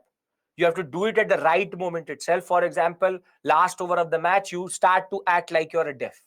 If you do it every time, then everybody will catch up onto it. And second is, you have to do it collectively. Mass bunk only works if everybody does it. If not, one person, even if he technically defies it, then the purpose is defeated. So do we understand this concept, generic concept of why non-violence? Because that was never the answer against the British. And second, why passive resistance? Because passive resistance is a new brand which he develops vis-a-vis that. Now let's talk about the two methods within the passive resistance concept. First is called non-cooperation, and second is called civil disobedience. And the second is called civil disobedience. Can I discuss this? Everybody is following me. You need to understand Gandhian methodology, because this is what changes Indian nationalism quite a lot. Right? Okay, very good. So now what is non-cooperation? Basically, non-cooperation and civil disobedience are connected. This is always considered the first stage, and this is the second stage. Once you have non-cooperation done well, then you go for civil disobedience. Now, I'll give you a very simple example of non-cooperation. In the name itself, it is non-cooperation. Now you want to go to, for example, a trip, Goa, you want to go, but your parents are not going to allow you to do that, right? So non-cooperation is what you start to follow first, which is your mother will say, give me the remote, not cooperating itself. Get some water, not cooperating itself. Close the door, not cooperating itself. You will act like you don't exist in the house itself. Very simply, non-cooperation. I will not cooperate with you only. I will not cooperate with you only. It's not I am defying your authority. I'm not breaking any laws. I'm just not going to cooperate with you. Very simply. I'll give you a very simple example of this again. You'd have seen in India, people, there's a rule that you need to wear a helmet, right? But people are so non-cooperating, they will wear a helmet in their hand, but not on their head, and then drive a bike. Have you seen that? That is the best example of non-cooperation. I have a helmet, but I will not wear it. I have a helmet, I will not even keep it on my head, I will put it into my hands. So they will drive like this with a helmet here. That is called non-cooperation. Non-cooperation is I have the ability to do that thing, but I'll not cooperate with you only. Right? So very simply, if the policeman comes, I will wear it like this. I'm not breaking a law. But Just because my hairstyle is going to, I put in a lot of gel in my hair, I will make sure that is either on the side mirror or in my hands. I will not wear it on my head. This is called non-cooperation. Now, one step further is civil disobedience. Civil disobedience is breaking laws which are not major, but to show your resistance. Again, I'll give you the example, for example, of the house. Now you did non-cooperation. Your parents are still not letting you go to Goa. So you did whatever you wanted to do. You did not listen to them. You did not give heed to what they said. You did not cooperate. Now you will do civil disobedience to show that you are angry. How? Father will say, come back at 8 p.m. You will come back at 8:15. You will not come back at 10. You come at 8:15 just to show that I defied your authority. Small law, but significant enough to show that I am trying to resist. That I am trying to resist. Wherein, very simply, small instances. Please throw the apple once eaten into dustbin. No, you will not do it. You'll go and keep it on the sink itself. You've gone till the dustbin, but you will not throw it. This is called civil disobedience. Civil disobedience means I am not going and slapping my father. That is not what I'm trying to do here. That is no violence, no disobedience that way. I am doing civil disobedience. Laws which are not that significant, but are enough to show that you don't want to be part of it. You don't want to be a part of it. That I don't want it. That keeping that helmet on the side mirror is also civil disobedience. That it's not a crime which I'm doing. I'm not murdering a person, but I will not wear that helmet only. So I'm non-cooperating also and civil disobedience also. This is two things. For example, it says no smoking and you smoke that place. Civil disobedience. Small law, but you are breaking it. Remember, civil disobedience only comes after non-cooperation. And the timing of this also needs to be very, very correct. If you do too much non-cooperation, if you do too much civil disobedience, then there's a problem. What is the difference between the two? Try to understand this. In non-cooperation, you don't defy laws. You don't break laws. But in civil disobedience, you break laws. So Gandhi, where did he do civil disobedience? Where did he do civil disobedience? He did it under SALT law. He did not go and break, for example, Rowlatt Act. No. He did SALT law. Small law, broke it. But in non-cooperation movement, it was not about breaking laws. It was about boycotting the British itself. So please understand this, that non-cooperation is the point till which you are not going to defy the authority. But civil disobedience is when you defy the authority itself. So remember, the scale matters, the timing matters, and it has to be done collectively in that regards. So very simply, you can't say Swadeshi movement is non-cooperation because that methodology is very specific to Gandhi. So don't mess up the timeline because a lot of students do that. Simply, everybody does. Everybody in India, we all have learnt it by heart. You don't know it, but you have been following a Gandhian methodology for a very long time. Everybody does it in India. Non-cooperation, civil disobedience, everybody does it. Passive resistance is part of our culture itself. Standard thing. So, non-violence, so as to make sure that the British does not do more violence. Passive resistance is the concept of the concept of resisting, but by non-engagement. Within passive resistance, you have two concepts: civil disobedience and non-cooperation. Non-cooperation is first, which is I will not cooperate with you. I will give you a very simple example when I'll show you what we did in Registration Act. Thereafter, civil disobedience is going one step further, break laws, and together this is what is called satyagraha. Passive resistance is the larger concept. Basically, satyagraha is passive resistance only. He used the word passive resistance first and then called it satyagraha. Are we clear with regards to this? Non-violence is no violence. Non-cooperation and passive resistance not the same thing. Passive resistance, bigger term, non-violence a part of it. Are we clear with regards to these four terminologies? I've been going to use this throughout the next 10 to 15 classes. Come on. Yes. Okay. Now, last but not the least is the concept of self-suffering. That a satyagrahi has to suffer, has to sacrifice. For example, jail bharo. So you have to go to the jail, you have to go and sit in the jail, you have to get detained. There will be hardships, there will be a lot of hardships which are there. You have to go through it. For this, see, for passive resistance, because you can't use violence and you are going to ignore the oppressor, then there will be self-suffering for sure. So this is what he picks up from his mother, that if you don't suffer, then you don't resist. So if you add all of them, this methodology is called satyagraha. Fasting is also related to self-suffering. I will inflict pain on myself. I will inflict pain on myself. We do fasting also. Self-suffering is also part of Indian mentality. Very simple. You will not eat food. You will not drink. You will not come to the table to eat. We all do self-suffering also. Again, part of our way of resisting within our families. Standard policy. So, very simply, self-suffering, civil disobedience, non-cooperation, passive resistance, and non-violence. Together, this is called satyagraha.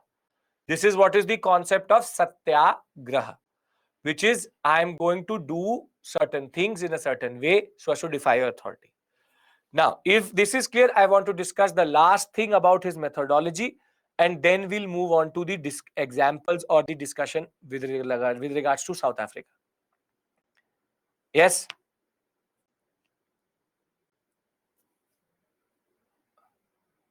But family loves us. Why British respond to self-suffering?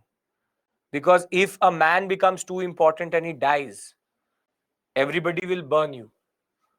If Gandhi dies because of a fast, that's a separate issue altogether. We'll discuss that.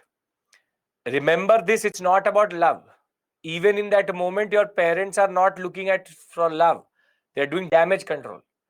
How to control the damage? Love will come when they will hit you. The point of the matter is, it is in that moment, they can't let you die. And that way, Gandhi cannot die, because if Gandhi dies because of a fast, which is for a certain reason, that person will be burnt alive. Every Britisher, they would throw petrol and burn. That the British knew. Because when Gandhi lands in India, he's not an ordinary man, which I will discuss with you. Okay.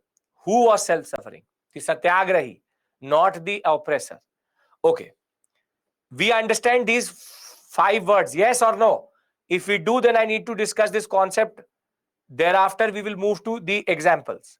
Yes? Okay. Now, the last ideology which is built into Satyagraha is the concept of struggle, truce, struggle. Again, perfected in South Africa. Truce means draw. Truce means draw. Now, what do you mean by struggle, truce, struggle? See, Gandhi knew that every movement has an age and every movement has a peak. So every movement, when it used to reach a peak, see, I am self-suffering, I'm self-suffering, I'm self-suffering, I'm self-suffering. I went to the jail 2 times, 3 times, 5 times, 6 times. But then I will start to fizz off. Then I will start to fizz off, wherein every movement overheats. So very simply, any time there is a struggle, if that struggle is not reaching somewhere, then Gandhi had a policy to take a truce, to take a draw, whatever concession he could get, so that the people can rejuvenate themselves and then again struggle in that regard. This is very core ideology of Gandhi, which is don't take the movement to such a point that the people break itself. So struggle, true struggle is that you take a draw wherever you can take it. And this is the way he actually for the whole national movement is this only. Rowlatt Act, struggle. Rowlatt Satyagrah, struggle. Truce, Jallianwala Bagh. Then non-cooperation movement struggle. Chauri Chaura, truce. Thereafter, CDM struggle was not going anywhere. So Gandhi-Irwin Pact, truce. Thereafter, phase 2, which is called struggle CDM phase 2. Then again, the Government of India Act 1935, truce. Thereafter, there is only one such what we call as movement, which is Quit India, where Gandhi had no control only, wherein they struggle does not matter. But the whole story hereafter is only this: struggle, truce, struggle, truce, struggle, truce, struggle, truce, struggle, truce. This is a standard thing which is going to happen in our history itself. We'll discuss it as we'll go on, but wherever Gandhi could find a solution, he used to take it. And I'll tell you why he needed to do this also. Because truce means draw. Simple point of the matter is, it's a very significant thing. Except for Quit India, every other movement is based on this concept. CC means Chauri Chaura. I will discuss that with you. Don't go into this. I'll remove before that you start to email me what is RAJB. Very simply, I'm giving you a snapshot. That how struggle to struggle is the story of Indian history itself. So I hope that you understand what does struggles to struggle mean. Whenever there is overheating, whenever there is a threshold where they reach, he takes a truce. Right? Clear, everybody? So we understand, if there is a truce, then whole pressure will release. So as it is, people are not ready to put in pressure. When I add all of it, non-violence, passive resistance, non-cooperation, civil disobedience, self-suffering, struggle through struggle, it technically becomes total satyagraha. Tie, draw, whatever you want to call it. Can I now go to South Africa, and are we clear with regards to this method? Okay, great. So till this point, everybody is making sense. All of this is making sense to you. Now Gandhian methodology makes sense generally. And this is something, if somebody asks you about the larger concept, you will be able to answer it also. Okay, great. So now, just to complete this aspect, yes, Satyagraha. Concept of Satyagraha, non-violence, truthfulness. It's a way of life, a political expression, and a weapon. Like passive resistance of extremists. Basically, active resistance of extremists is made into passive. People should be united. People must be ready to experience hardship. It should be done at proper occasions. Origin is in 1906. He gave a speech at Johannesburg in which he first used the word passive resistance. Later, he changed it to Satyagraha. And as it is, we understood the basic contours of Satyagraha, what they are. Now, I need to discuss with you the concept of how it was used in South Africa. South Africa, 1906 to 1915. Okay, now,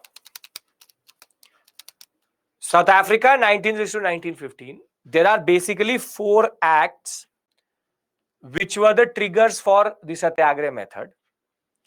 One is called Registration Act.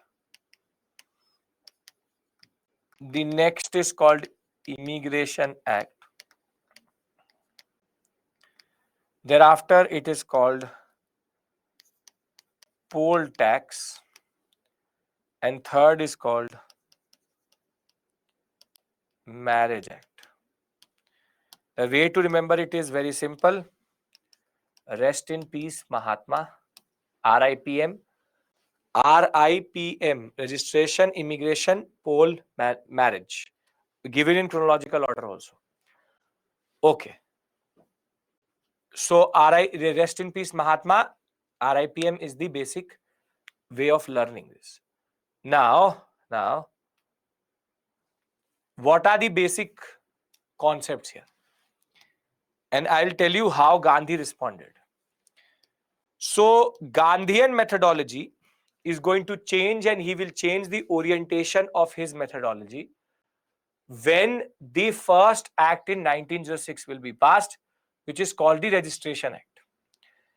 The Registration Act said that at all times Indians need to carry a document issued by the British with their name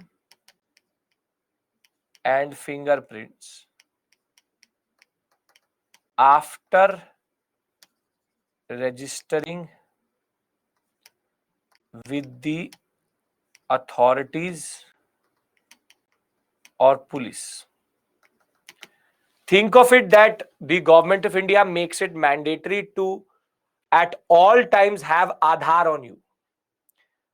That at all times anybody can ask for your Aadhaar. That is the basic concept of Registration Act. The British said that you go and register yourself with the police or the authorities. They will give you an ID card which will have your name, where are you from, and it will have your fingerprints. And those fingerprints and your name is going to be your identity.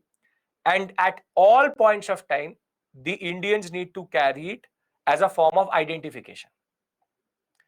Now, Gandhi saw it as a breach of civil liberty and a concept that this was basically to register each and every Indian and defy the concept of freedom of movement. So therefore, he did not like the Registration Act, and in Registration Act for the first time, the method which was used was non-cooperation. Wherein what Gandhi taught people was, you go and register, you keep it with you. But if the authorities ask for registration or ask for the identification document, say you don't have it.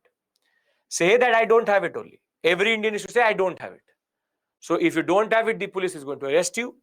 They used to take that person to the police station. And as soon as in the police station, they used to say that the charges are against you, that you don't have your registration certificate. So the Indian used to take out the registration certificate and say, see, I have it. Now, will you get annoyed or not? As a police officer, you will extremely frustrating it is. So there are thousands of Indians who are picked up every day. They go to the police station, they say, I have it. But when asked on the street, they say, we don't have it. So this is called non-cooperation. It was basically to frustrate the British of its absurdity of how they were applying it. That you say, sir, your registration. Sir, so they will never say, Indian, your registration. They will say, I don't have it. So you say, okay, you are arrested because you don't have a registration certificate. Come with me to the police station. When you go to the police station, they will make you sit down and say, now tell me what is your name. He will say, why don't you check my registration certificate for that? End of story. So he was brought in for the concept which he has. This is called non-cooperation. It's extremely frustrating. It is extremely frustrating. It creates a lot of pressure. Think left, right, and center. They are bringing in Indians. As soon as they reach, take my ID card. Right? Okay. Now, English will beat. That is called self-suffering. The English will take out in the form of violence. That is called self-suffering. But how many Indians you will beat? You can 100, 200, 1,000, 2,000. You can't beat that is the concept of passive resistance. Till what level will you go to do what you want? That is the concept. That is the concept. Registration Act, the non-cooperation was to frustrate the Britishers about something which was there. If done collectively, it's not one man. Everybody needs to do it. Okay. Now, this act was going on.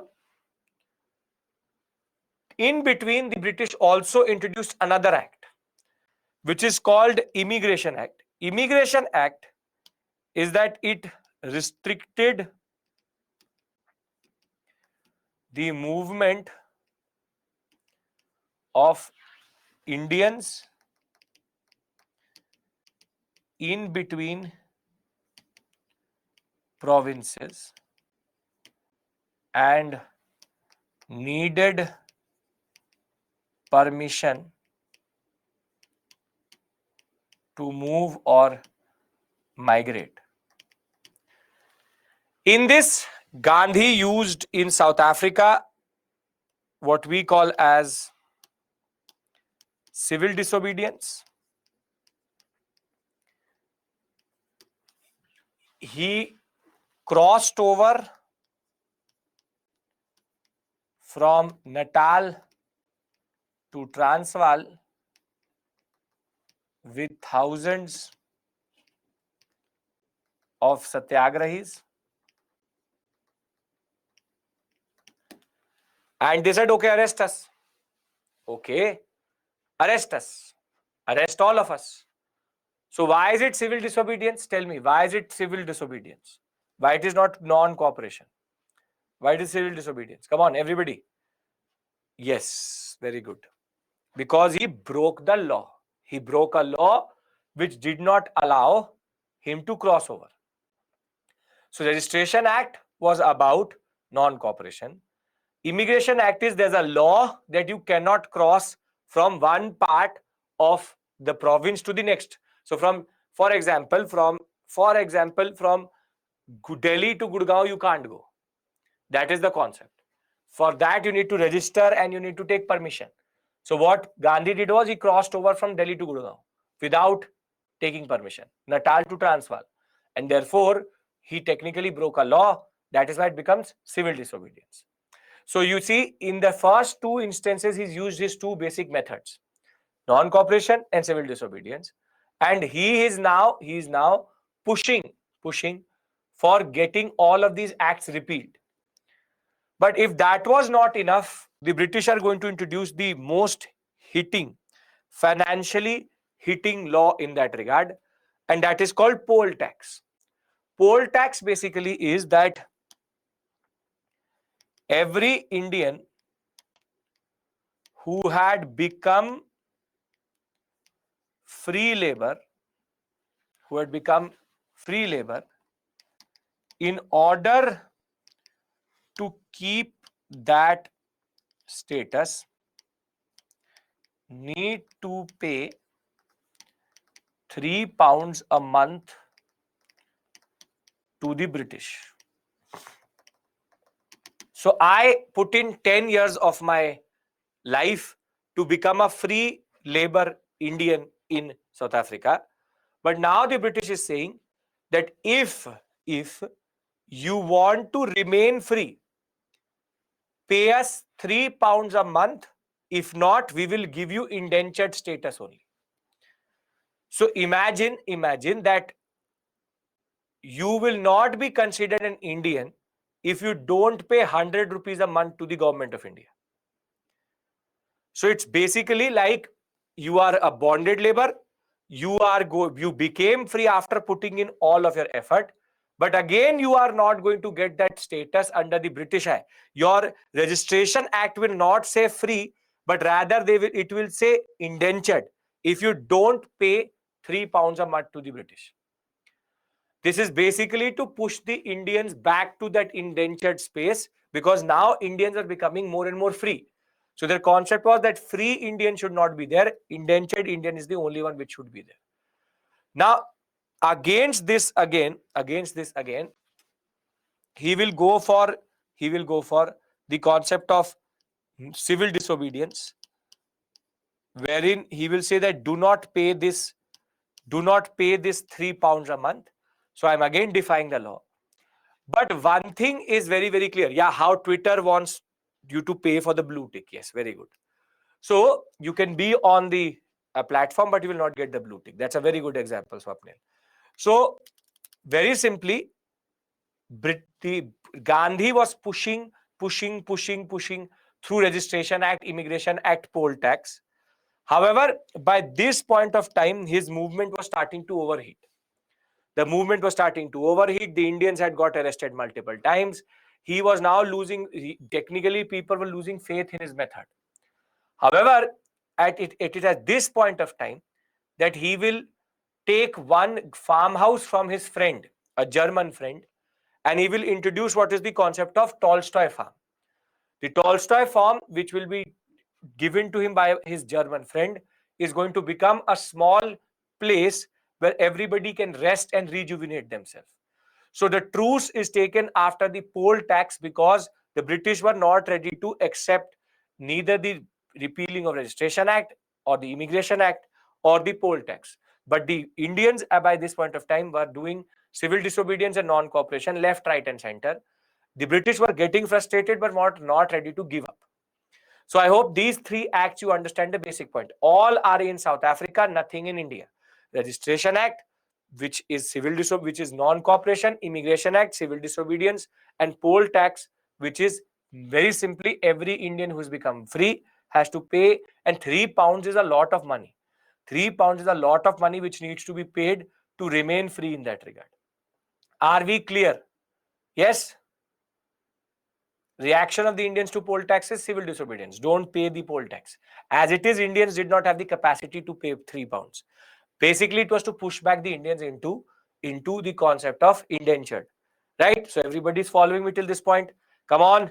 Free labor means that you are not bound to a person. You can work for anybody. Great. Perfecto.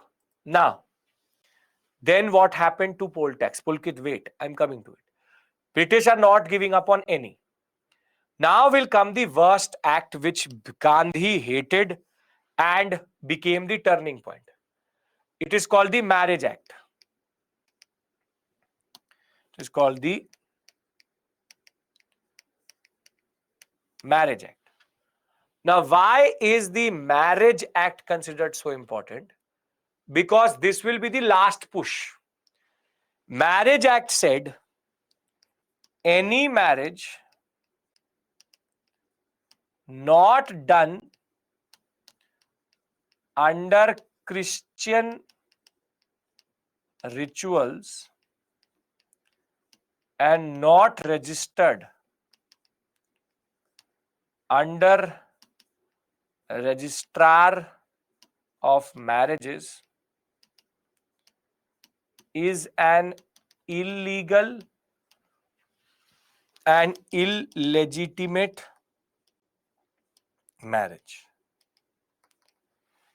Which means that if you're a Hindu, if you're a Muslim, you're a Parsi, whatever you may be, all marriages are invalidated. Along with the fact that all children therefore become illegitimate. All children become illegitimate. All marriages are considered illegal and not defined by law. So this act, which was passed by the Supreme Court of South Africa, very simply said that you cannot register your marriage if it is not done under Christian rituals. And if you are not going to do that, your marriage is going to be considered illegal. And this act this is all applying to South Africa. I'm not gone to India only. To whom they marry? No, not South African. Indian to Indian, Hindu to Hindu, Hindu to Muslim, Parsi to Parsi, anybody.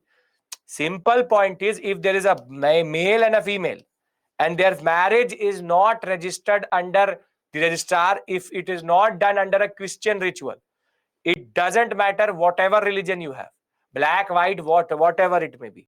Simple point is, it cannot be registered only.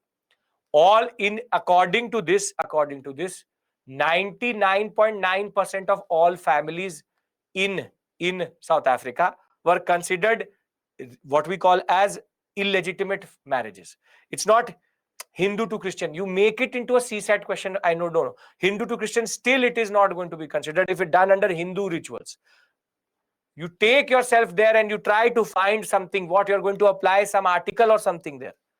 Simple point of the matter is that it doesn't matter whatever it may be. If you've not gone to the church, and if you have not gone to the church in front of the pastor, you will not be what we call as registered or accepted by the state as a legitimate marriage. All inheritance gone, all children illegitimate. Are we clear? Meaning all marriages should be done by Christian wedding. That's it.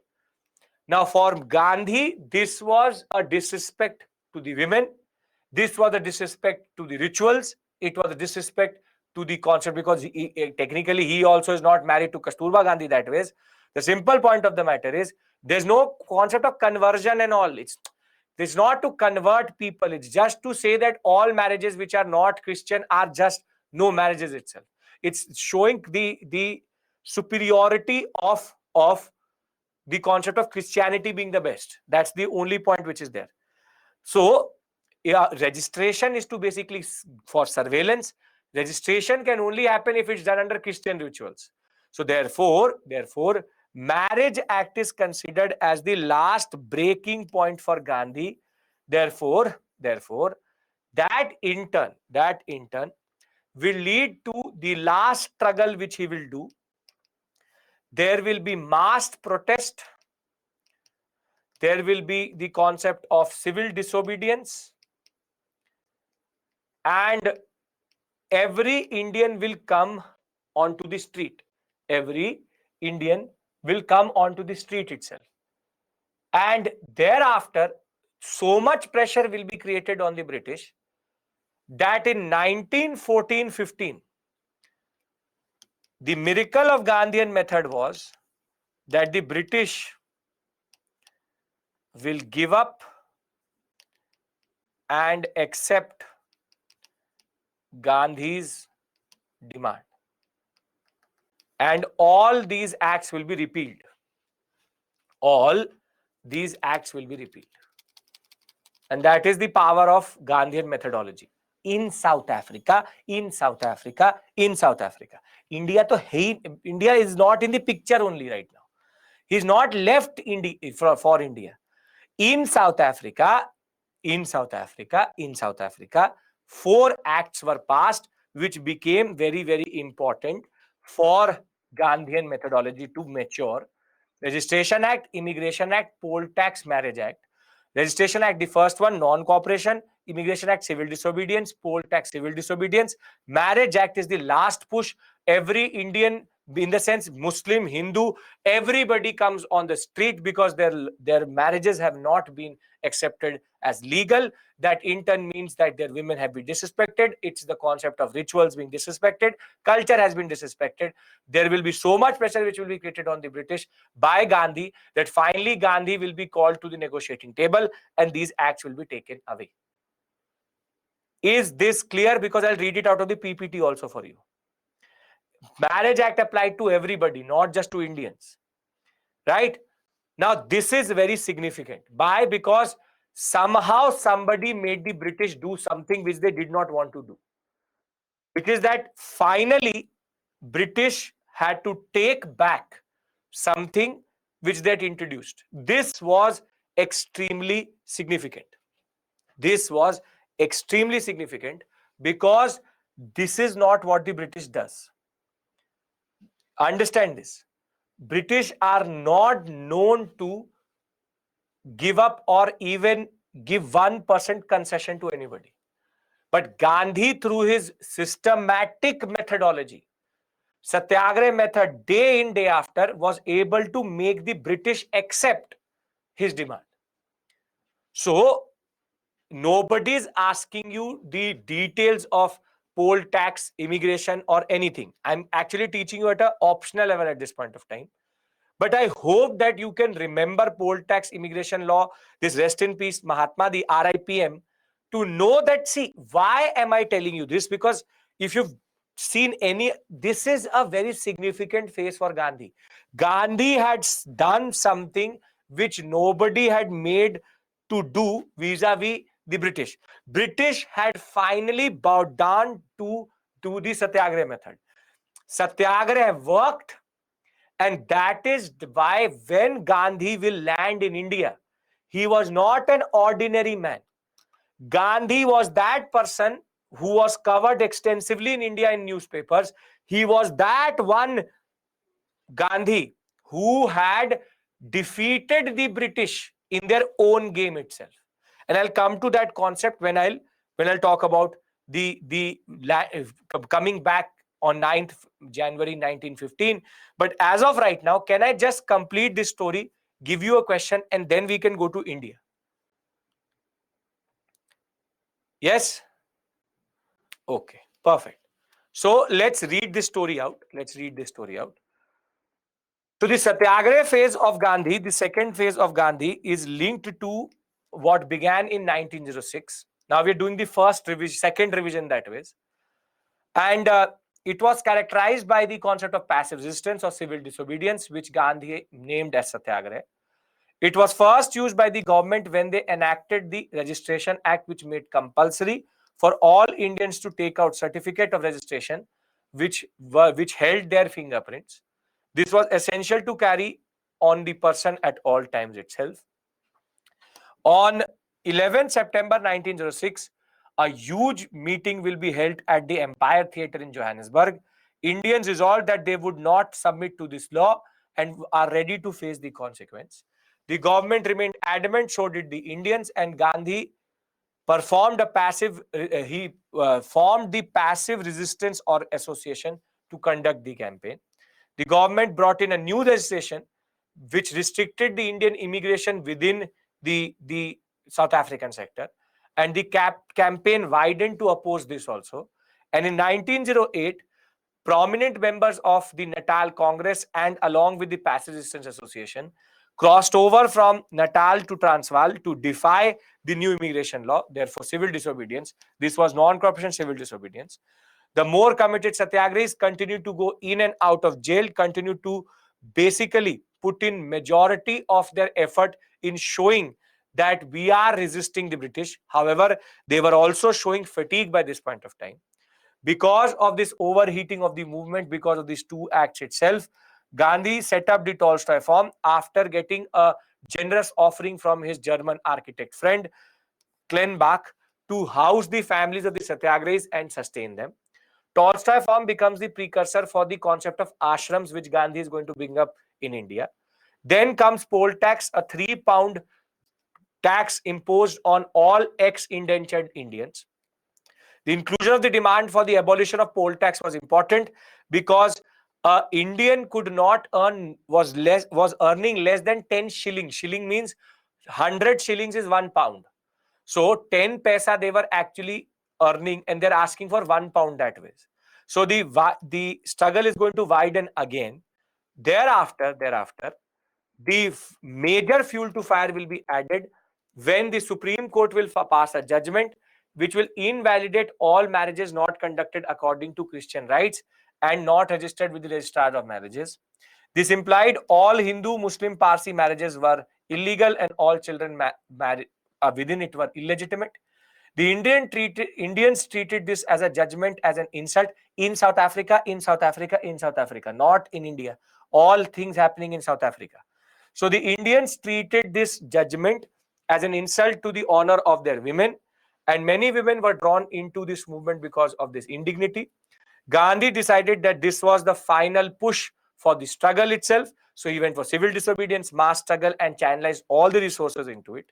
Because of that, eventually, Gandhi, the Viceroy, Lord Harding came from India, C.F. Andrews, and General Smutt, who is the basic person who is ruling South Africa, all agreed to reach an agreement with the government of South Africa generally.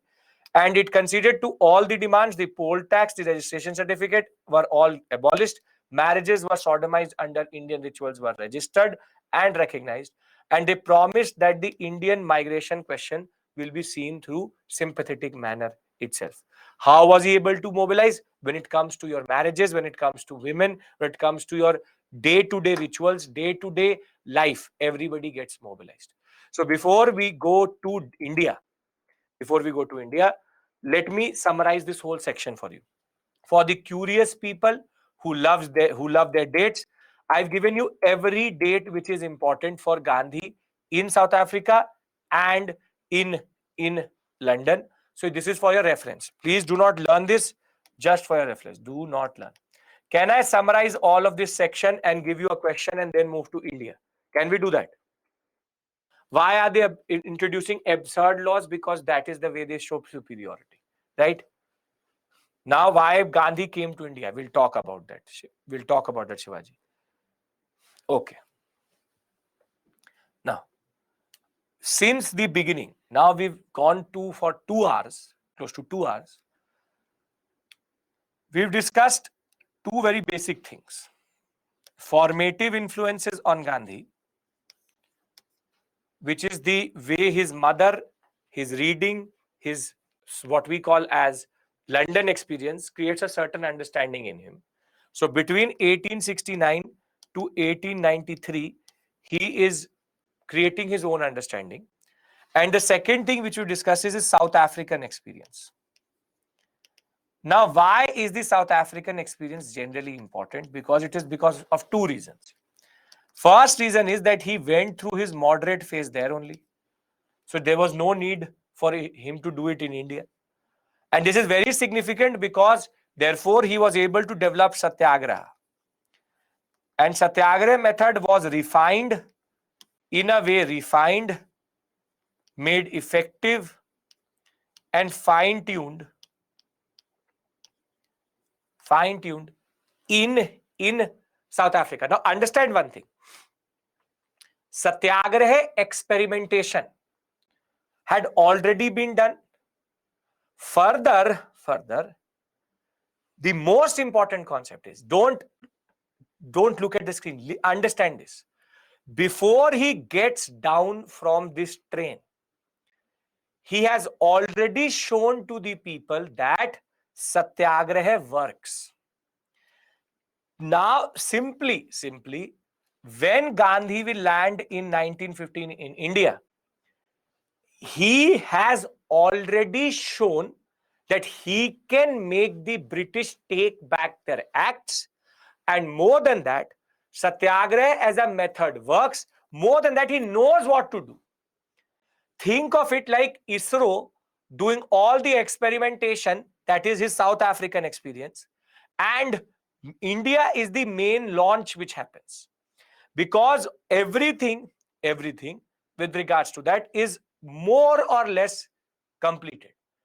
So why is Gandhi's South African experience considered so important? Because he went through his moderate phase and was also able to refine his method of Satyagraha via the 4 interventions. If we understand this, I would like to give you a question to show you how they can ask you this in the examination. Very sophisticated question that way, but I hope you will understand it. So it will say that the Gandhian South African experience was an important phase of experimentation of his methodology and significant for Indian history. Do you agree? Do you agree? 250 words. Can I answer this question? Come on, tell me. You have the capability of answering this question. Yes? Now do you understand why it is so significant to study South African experience? Cannot study Gandhi without understanding South Africa. Because if you don't understand South Africa, then you basically don't understand why is Gandhi Gandhi. And why is Gandhi's aura like that vis-a-vis when he lands in India itself. Yes? Now, I want everybody's consent that till this point, what we've covered is totally clear in their mind, because now I'm going to bring back Gandhi to India. Can we do that? This is a real picture, yes. Okay. So, everybody is clear. Everybody is clear with regards to whatever we've covered till this point. No issues at all. What will you write in this? You will just write that Gandhi's experience in South Africa is significant because he went through his moderate mentality, and also Satyagraha as a method was used 4 times and he was able to show to the people that Satyagraha works. Okay. Now on 9th January 1915, Gandhi comes back. Conclusion is going to be that it is extremely important because before landing into India, he has already developed his basic methodology. Now, very simply, 9th January 1915, very significant date, Pravasi Bharatiya Divas. It is celebrated in India.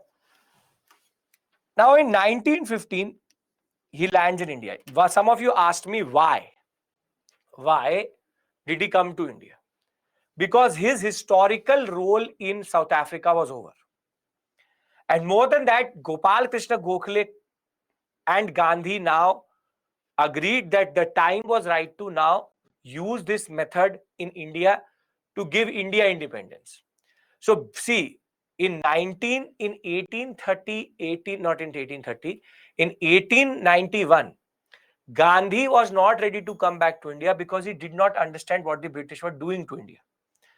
By staying in South Africa for so long, he now understood what colonialism is. So he now vouched to come to that country which gave him what he was and his culture, to free it. So when you ask me this question, why did Gandhi come back to India? Because now he wanted to use this method to give us independence. He had now understood what colonialism is, and his basic understanding was, I am here to now help the Indians get their independence and to free India from its bondage itself. So that basic point of the matter is that our understanding is very simple. Yes, Aditi, I can see you've not written the question. The simple point of the matter is very simple. If you're asking me why is he coming back to India, then you're forgetting that he has now gained experience vis-a-vis how does colonialism work. So you understand this point, that his coming back to India is his own conscious choice so as to free India and understand that yes, colonialism is a bad thing. He had not seen colonialism in 1891, but he'd seen colonialism by this point of time in proper concept. Yes? Are we clear this point? Why does he come back on 9th January 1915? Yes? Okay, perfect. Now, I'm going to discuss with you, British did not deport him. No. Now, I'm going to discuss a concept with you here. The concept I'm discussing with you is not even what we call as UPSC level. It's not even optional level. It's academic level. But it's a very important concept, because if you need to actually understand why Gandhi is Gandhi, you need to understand the concept of Gandhi Darshan. I will discuss that with you. So now I'm going to go into a certain discussion, which is basically a little bit higher than what we discuss, but a very significant discussion generally vis-a-vis your understanding. So it's not that UPSC is going to ask a question about it, but I believe that you should have that level of understanding, right? So very simply, we'll take it a step further, and then we'll come back and we'll go to Kheda, Ahmedabad and Champaran, right? Okay. Now, 1915, everybody's ready. I need your concentration now. I need your attention, because this is a little bit difficult, but extremely interesting that way. Okay. Prelims and all these things don't come. They're very theoretical questions. Now, 1915, Gandhi reaches India. All newspapers have been covering Gandhi, how he took back poll tax, how he took back Marriage Act. Now comes Gandhi to India. So even before he lands in Surat or back in India itself, everybody knows him. Everybody knows him. But Gandhi came in a suit. But Gandhi is a very good strategist. He's a very good propagandist in the sense that he knows how to manage public relations well. So the first thing which Gandhi does is he gives up his suit boot. He says that in a country where there is nothing to eat, there is no point wearing or traveling like a Britisher. So if he is wearing a suit, he is technically looking like a Britisher. So he gives up this suit and pant and he now wears his iconic dhoti, which you see here. The iconic dhoti, which basically changes his aura. Now, herein comes the concept of aura, charisma, and the image of Gandhi. See, Gandhi gave up that suit boot because people were not going to connect with him. So rather, he started to look more like a personality who resembles more like a Baba. And herein comes the concept of Gandhi Baba. See, Gandhi knew one thing, that in India, one thing will sell for sure, which sells till today, which is religion. If anything can connect people, it is religion. So if I'm going to look like a Britisher, I'm going to look like a Britisher, so the people will disconnect.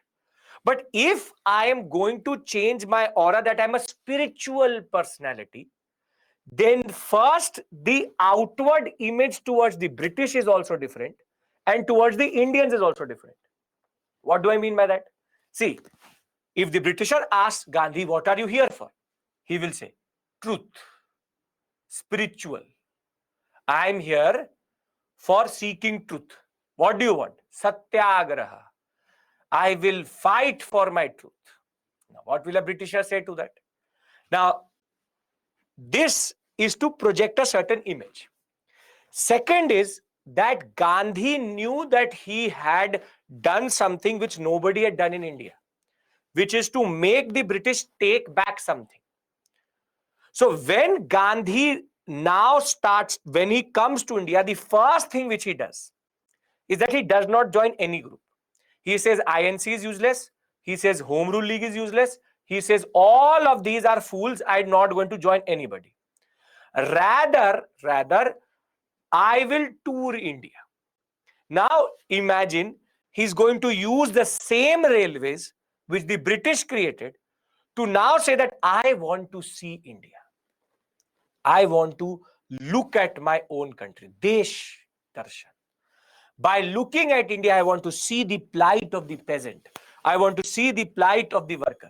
Nobody had done it till this point of time. Nobody had done it at this point of time who said that I want India to be toured. But what is more significant is now Gandhi's movement is going to become pilgrimage. And herein comes the concept of Gandhi Baba and Gandhi Darshan. Concept of Gandhi Baba and Gandhi Darshan. See, there's a very interesting article by Shahid Amin on the concept of very celebrated historian on Gandhi Darshan. If you go around in United Provinces, Central Provinces, and you go to the peasant, there were stories which were linked to Gandhi for which Gandhi was actually not even connected. So the concept became that there's a Baba which has come from South Africa. He has the method and the spell to remove the British. And now people start to associate things with Gandhi which are not related to Gandhi also. So for example, peasants started to say, my cow was very ill. I went to the railway station, saw Gandhi and came back and my cow was perfect. This is called Gandhi Darshan. He is now using his aura. Rather, people are projecting certain things on Gandhi itself. People said that my landlord was very bad. I went to the railway station, saw Gandhi, and I came back and the landlord broke his leg.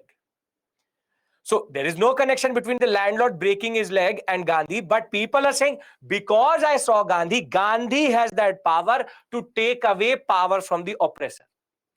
This is what is Gandhi's image. This is why Gandhi is Gandhi. Because Gandhi, through his movement across India, created a certain image of he was larger than life. The concept of Mahatma, the Baba who had now come to remove the British from India. People started to associate that I had a bad crop, I went to see Gandhi and I came back and my crop was better. I had this, I had this, I had that. Very simply, they are projecting this image onto Gandhi. And the most important point is that one thing which the INC was not able to do, which the Home Rule League was not able to do, which the extremists were not able to do, which is to bring in the peasant. The peasant, that last person who was there on the ground. Nobody knew who was Gopal Krishna Gokhale. Nobody knew who was Firoz Shah Mehta. Nobody knew that he was hit by a shoe. But before Gandhi's train used to reach, every peasant knew that Gandhi Baba is coming. Gandhi Baba is coming. There used to be literally lakhs of people waiting for the station to just get a glimpse of Gandhi. And Gandhi was that way very smart also. If Gandhi, imagine a peasant is waiting for Gandhi to get down and Gandhi gets down with this type of attire in a suit boot, will people actually associate with him? No. People wanted to see a certain image which Gandhi was also ready to project, which is this concept of Gandhi Baba. Further understand that Gandhi also had a very interesting strategy. Everybody is following me, right? This concept of Gandhi Darshan. That Gandhi Darshan had now become a spectacle. Everybody got connected with this concept of Gandhi Darshan. But Gandhi also did one very interesting thing. He needed to show to the British that he was not doing political activity, but spiritual activity. Now, if I'm a woman in 1900s, 1915, if I say to my family that I'm going to go for a political rally, will anybody allow me to go there? No. Now, Gandhi, every time his meetings used to start, they used to start with a bhajan. Vaishnav Janto Tene Kahiye and Raghupati Raghav Rajaram. The use of that song was actually because he used to project to the British that I am having a spiritual discussion. And women, peasants and people used to say, no, we are not going for a political rally. We are going for bhajan. We are going for Gandhi Baba's darshan and Gandhi Baba's what we call as concept of in a way, bhajan or spirituality. So the British can also not say anything. Yes, there's a Baba who is now technically singing some song itself. But he was using religion to mask the political. He knew that the British would not dare touch religion. And second, he also knew that if I say that I am going to tell you the Angrezi hukumat ka kacha chitta, nobody is going to come. Rather, I am just here to discuss truth. How to seek truth. Gandhi was totally different. And as of right now, the communal understanding is not such that other minorities are not going to come. Don't project a 2023 understanding. As it is, people are not filled with hate as of right now. The simple point of the matter is, Gandhi was something larger than life. Now do you get the point that when I say that if Gandhi does a fast and he dies, why would people burn the British? Because Gandhi's image was much bigger than what he was. He was the only person. See, Gandhi could wear a badge and say, see, I'm the only person in this room who has defeated the British. So I'm not going to brag about it. I'm not going to say it, but I am that same person who defeated the British in South Africa. But in India, he understood one thing very quickly, that South African imperialism and Indian imperialism was different. and that I'll tell you vis-a-vis how he chose what he chose. So are we clear with regards to Gandhi coming, starting an ashram? Ashram are started by Babas. The concept of Gandhi Darshan, the concept of truth seeking, the concept of how Gandhi created an aura, did not get associated with anybody so as to create his independent identity. Are we clear with regards to this? Yes? Perfect. Now, the next important discussion, once I'll read it out and then I'll discuss the three interventions. So Gandhi, as soon as he came back to India, he created what is called the Sabarmati Ashram in Ahmedabad. Objective was religious community, traditional Hindu pattern, simplicity of life, celibacy, truthfulness, manual labor, hand spinning, indigenous products. Very simple ideas he had, not hi-fi ideas that way. Further, on returning on 9 January 1915, everybody knew, not even educated, but the masses, that there was a person coming from South Africa who knew how to defeat the British. He decided to tour the country for the next 1 year, see for the conditions of the masses himself, decided not to take any position on political matter for at least 1 year. And as for the political currents prevalent, he was convinced that the moderates are useless, and he was not very convinced by Home Rule League generally because of their basic targets itself. So Gandhi and Gandhi Darshan now has created the context for the three interventions where he will get involved: Champaran, Ahmedabad, and Kheda. Now I need to understand something, or I want you to understand something very interesting here.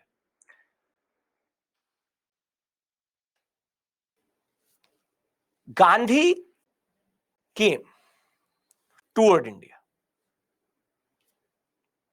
but he could have not just gone to Champaran, but rather he could have easily taken the larger issue of separate electorates.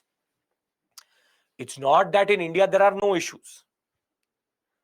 In India, there are issues. Separate electorates, communalism is rising, the concept of moderates being useless, extremists are happening, British are oppressive.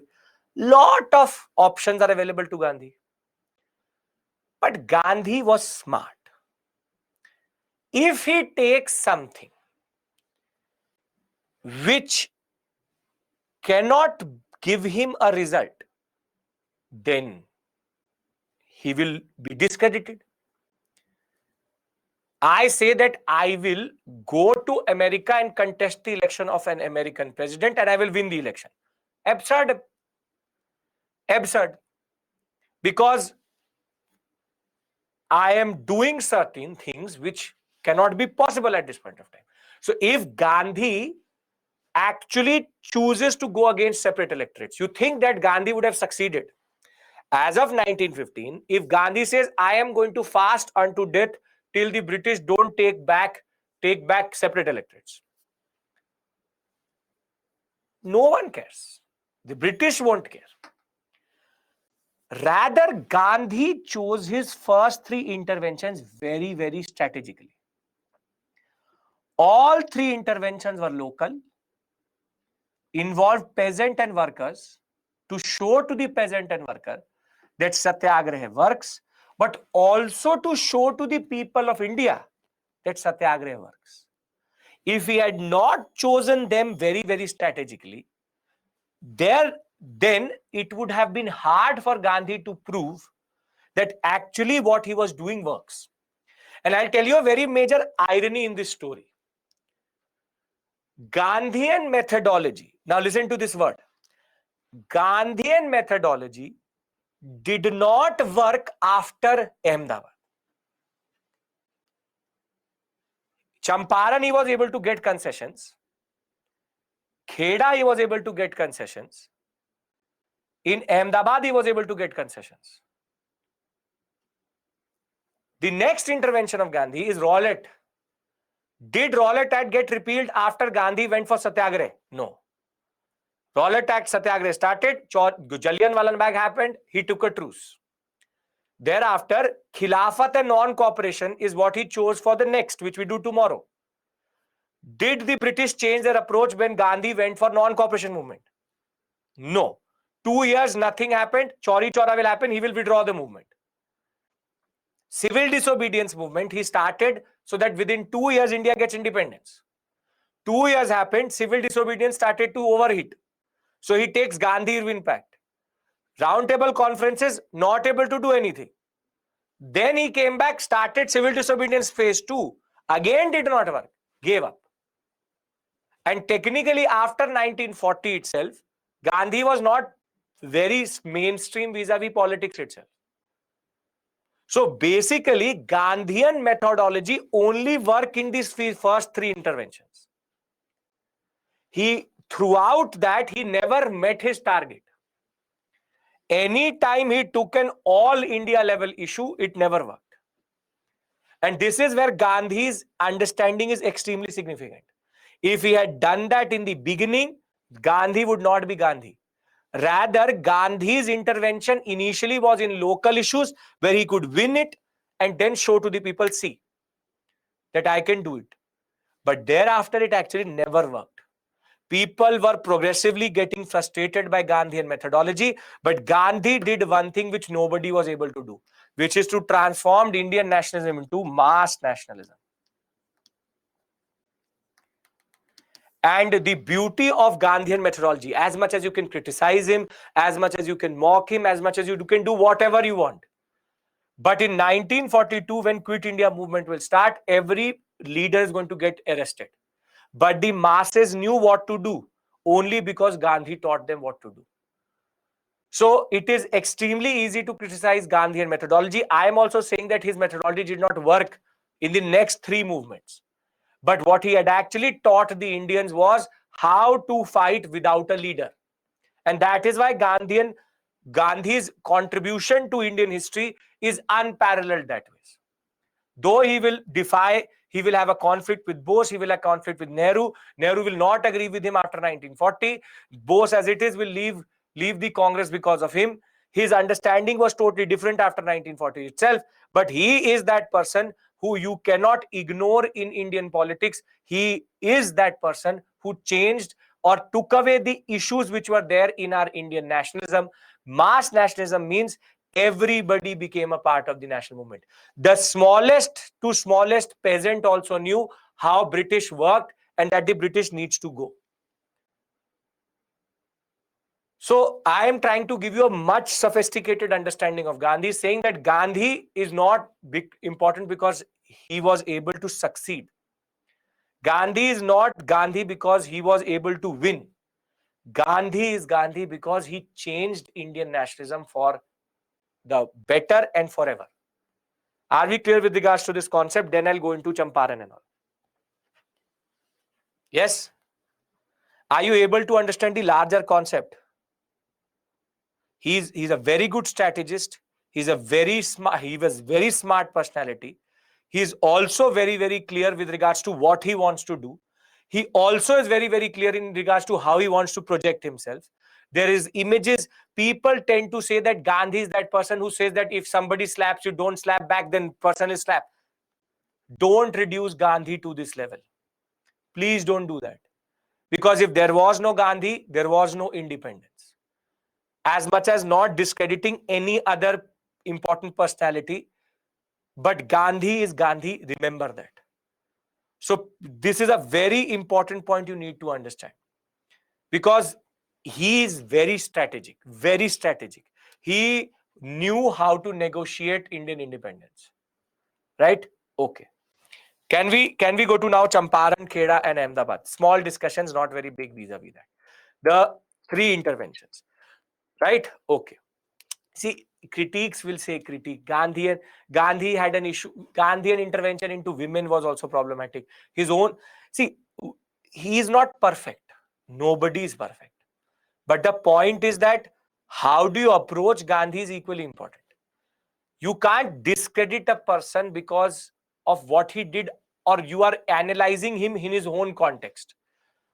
For us as UPSC aspirants, as an Indian, it is important to understand that what Gandhi did was not a joke. Simple point.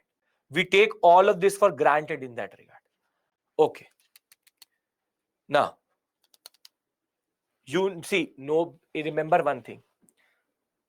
There will be nobody in that board, if you will go to the UPSC board and you will say Gandhi is great, that you no, somebody saying, how can you say no? Nobody. Everybody sitting there is a bureaucrat. Everybody understands the national movement. So you are not talking to a layman on the road. So please understand this. You are trying to ask me, how should I defend Gandhi? Why do we need to defend Gandhi? Gandhi is Gandhi. If we will be able to do only 1% of what he did, then we'll be great itself. So that's not the point. So nobody is going to say, no, no, no, how can you say Gandhi is great? He did this, he did that. He has his problems. Nobody is actually saying that he's perfect. I am not saying that he's perfect. I'm just trying to say he did something which no one else was able to do, which is to unite India into one. We'll have such type of discussions. We'll have such type of discussion vis-a-vis Gandhi Bose also. We'll have a discussion vis-a-vis Gandhi Bhagat Singh also. And we'll talk about Bhagat Singh generally. So we'll discuss these things. I try to go to this level because I believe that you are the future of India. So therefore, you need to understand everybody in the right perspective. Haters will hate. That is their concept. You need to understand in it in a unique way. So I hope this was the academic level discussion I was having with you. Now I'll come back to UPSC level if you want to. Right? Clear, everybody? Dr. Ambedkar will also discuss vis-a-vis Gandhi. Firstly, never write this Gandhi versus Ambedkar, Gandhi versus Bose, Gandhi Nehru versus nobody. Everybody wanted the same thing, which is Indian independence. They had their disagreements, but they were such statesmen that they agreed to disagree, which we don't believe in today. That is the basic point. Okay. Now, the first three interventions, please understand this, is that he did not want to take mass issues. Rather, he wanted to go to micro issues, which is Champaran, Kheda, and Ahmedabad. Now, I'll give you a basic overview of all three, and then we'll go into the PPT. Acceptable, everybody?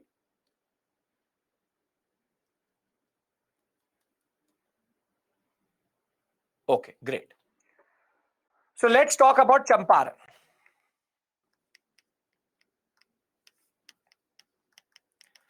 See, Champaran is a district in Bihar, which was caught up into the same problem, which is indigo.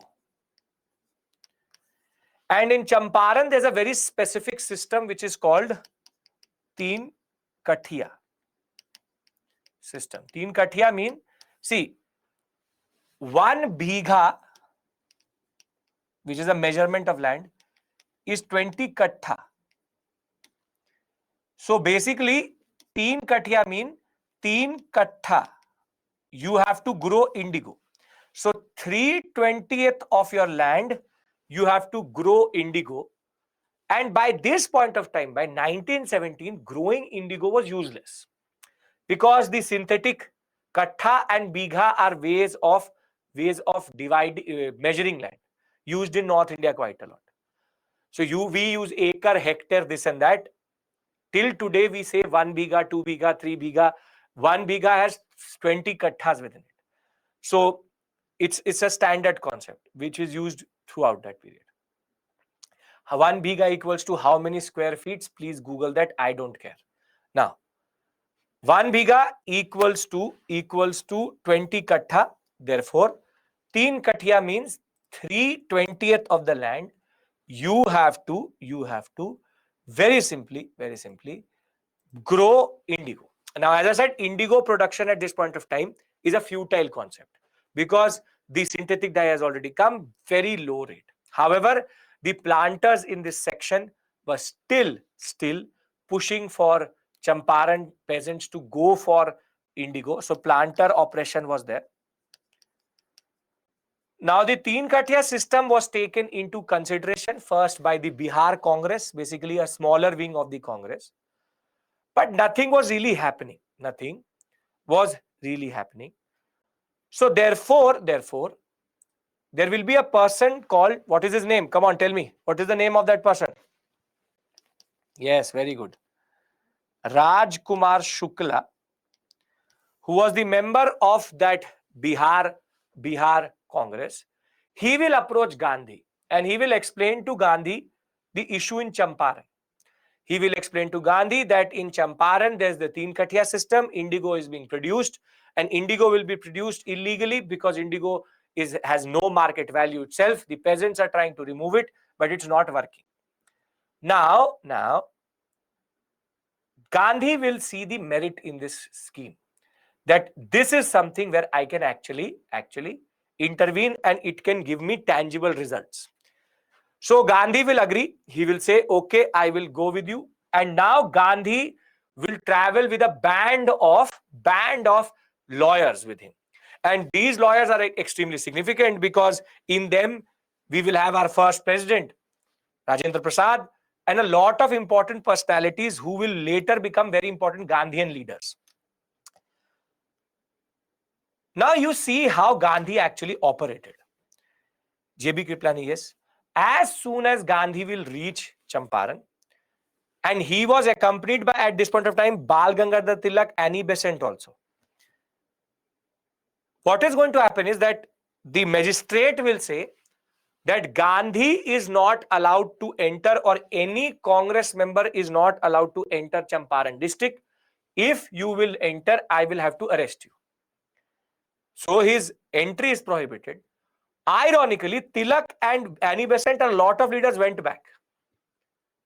But Gandhi said, no, I will go and I am ready to accept the consequences. Gandhi will straight away reach the magistrate's office and say, I'm here, arrest me. Magistrate did not believe or did not even think that Gandhi was going to do that. Gandhi did not join INC. INC is not joined till this point.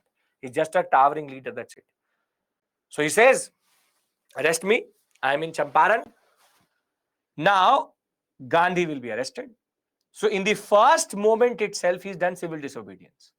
He's defied the law itself. Thereafter, Gandhi will be arrested. Now, magistrate, what can he do? There are thousands of people waiting for this personality. Outside, there is no law which can technically keep you detained forever. So within 2 to 3 hours, Gandhi will be released, and Gandhi showed the magic of civil disobedience within the first hour itself. See, I said, jail bharo. Let's go. So Gandhi is arrested, with the release within 2 hours. Now he will go and meet the peasants. Now see, the peasant was never able to get connected with the moderate or the extremist mentality because of 2 reasons. Moderate say petition, petition, petition. The peasant does not know how to write only. And the extremists say self-sacrifice. Go and shoot a Britisher, which is also not possible because every Indian can't do that. You have a family, you have certain responsibilities. Gandhi says and goes and says to the peasant, do one thing. Don't pay rent. He said no rent. No rent campaign. He will say to the peasants, don't do anything. Sit there, enjoy.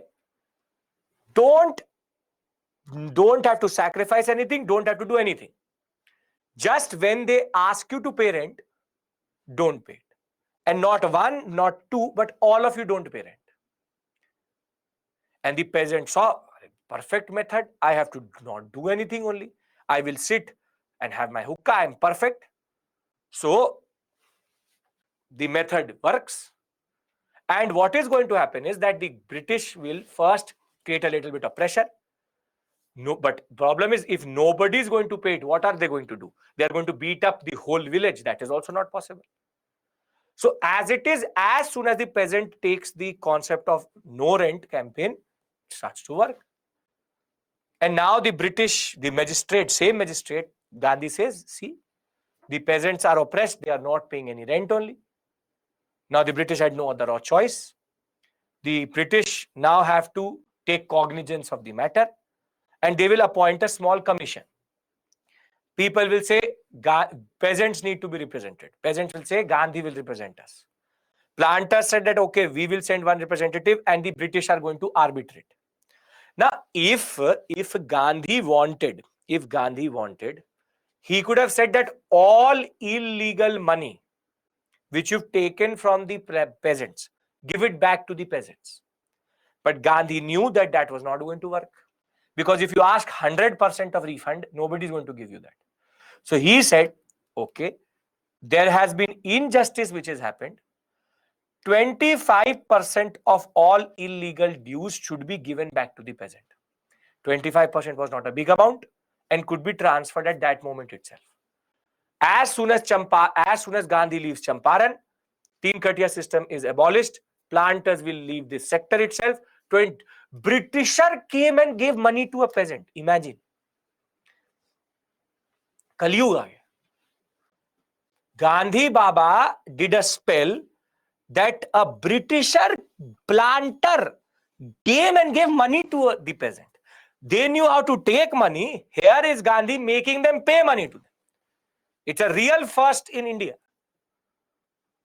And this is what is the power of Gandhi. Gandhi knew that Champaran is going to actually work because here it was such a micro issue that the planters had to pay in that regard. Champaran clear, everybody? Come on. Champaran clear? Yes.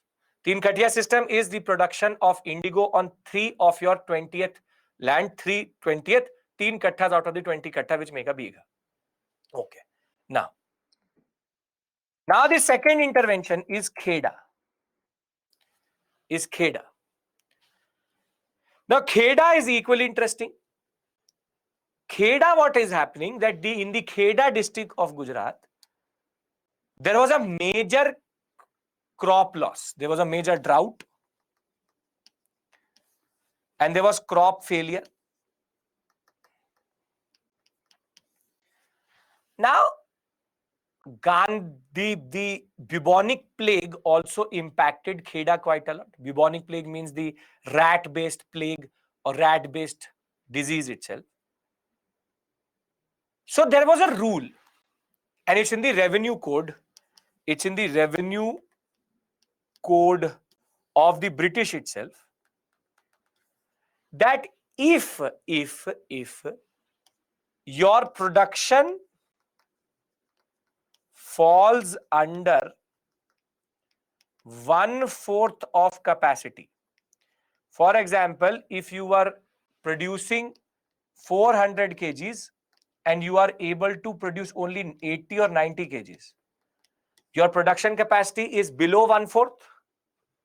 So the concept was that if your production falls under 1/4 of capacity, you are entitled for remission in taxes. Remission in taxes means that your taxes will be reduced. Remission means to reduce. However, in Kheda, again, the British were not putting this rule into play. It is their own rule, which is written in their own revenue code, but they were not applying it on Kheda. So again, there's a lot of hue and cry in the Kheda by the peasantry that we are not getting a remission in taxes. The British are asking for 50% more tax. We have crop failure, drought. So again, two personalities who were related to the Congress are going to get involved, and they will again invite Gandhi to intervene in Kheda. Kheda, here Sardar Patel is going to play a very important role in that regard. Kheda, he will get involved, and when he will get involved, he will again see that there's a merit in this. He will again come to Kheda, say to all the peasants, no rent. Don't pay rent, don't do anything. Don't pay rent only. How much they can take. They will confiscate your property. They let them confiscate your property, but everybody pays no rent. Again, as soon as the people stopped paying rent to the British, it came into the attention of the British authorities that no revenue is getting generated only. And thereafter, Gandhi is going to quote to them that a revenue code says this. And thereafter, the British have to give up because now the band of lawyers were saying that there is legal action against you because you are not putting your own revenue code. British will have to take back this concept itself. All illegal dues will be paid back. Confiscated properties will be paid back. By June of 1918, Gandhi will, in his own style, take back the movement because he achieved what he wanted to achieve. So Kheda is basically based again on peasants. He's again done what what nobody had done till this point, which is to make the Britisher give back something to Indians. So Champaran, Kheda is both present. Any issue here? Everything is written in the PPT also. I'm giving you the basic idea here, right? Okay, very good. Now, let's go to Ahmedabad and then we'll finish our discussion for today. Ahmedabad. Kheda and Ahmedabad both are 1918. Now, Ahmedabad is a little bit different. It's worker.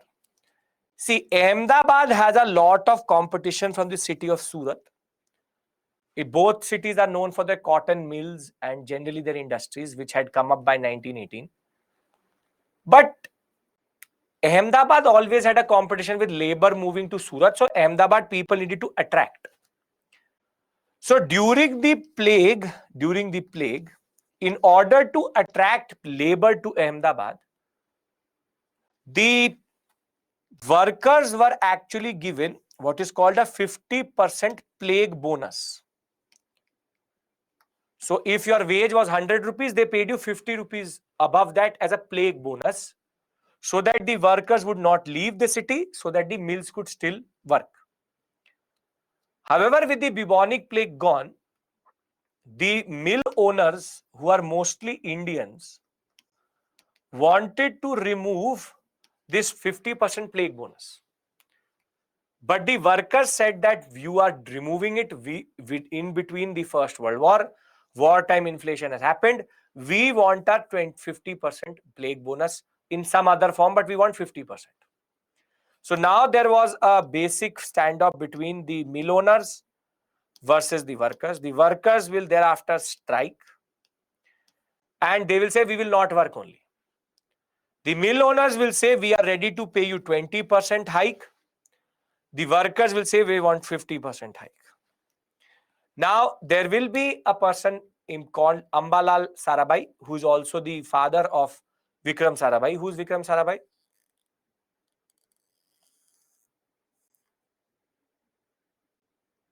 ISRO, yes. Very important personality. Father of Indian space technology along with Homi Bhabha and all. So you have Vikram Sarabhai. Vikram Sarabhai, not Vikram Sarabhai's father, rather Ambalal Sarabhai. He will be one of the mill owners.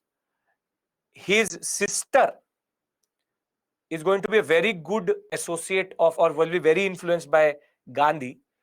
And Gandhi will get again involved on the request of the sister of Ambalal Sarabhai.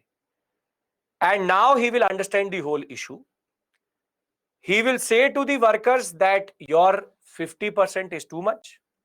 He will say to the mill owners that your 20% is too less. So he said not 50, not 20, 35% is good enough. But the mill owners were again not ready to accept that 35%.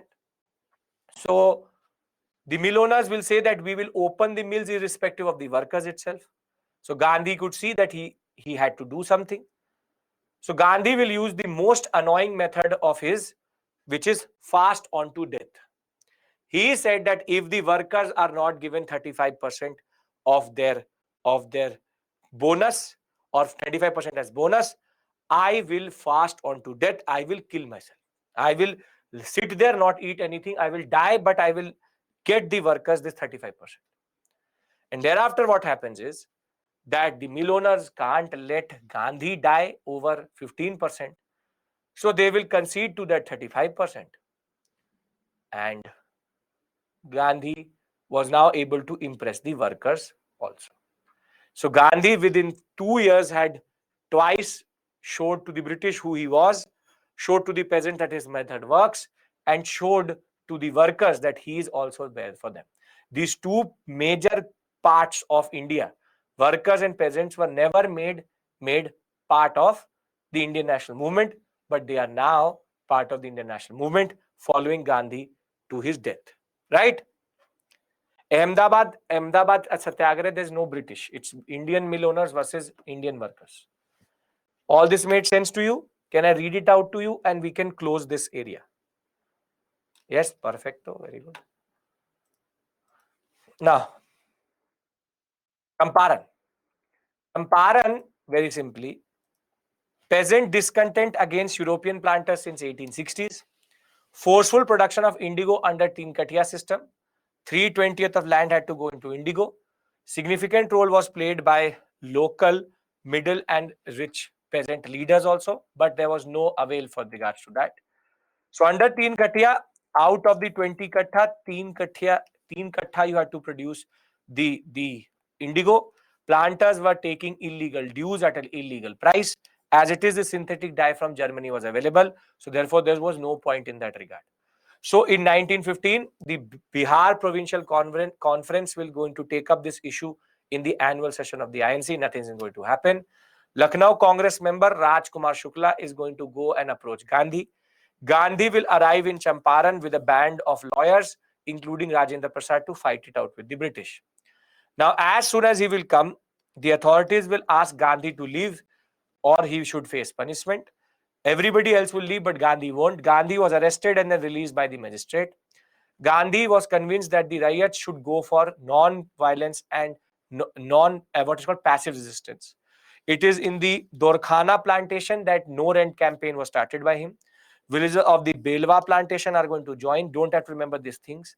The peasants soon realized that passive resistance was more comparatively safe and much more compatible with how they were living. Passive resistance was the best method against unjust rule.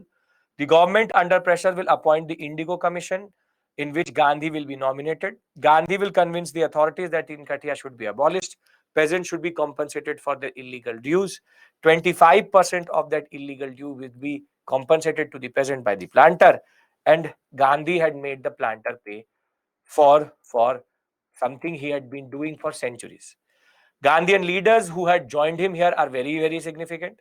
Rajendra Prasad, J.B. Kriplani, you have Mahadev Desai, Mazul Haq, and Brij Kishore Prasad. All of them are later going to become towering leaders within the Congress, but the most known Rajendra Prasad, J.B. Kriplani, and Mahadev Desai. Thereafter, Kheda is a very simple concept. Drought in 1918, failure of the crops itself. There was a rise in agricultural wages.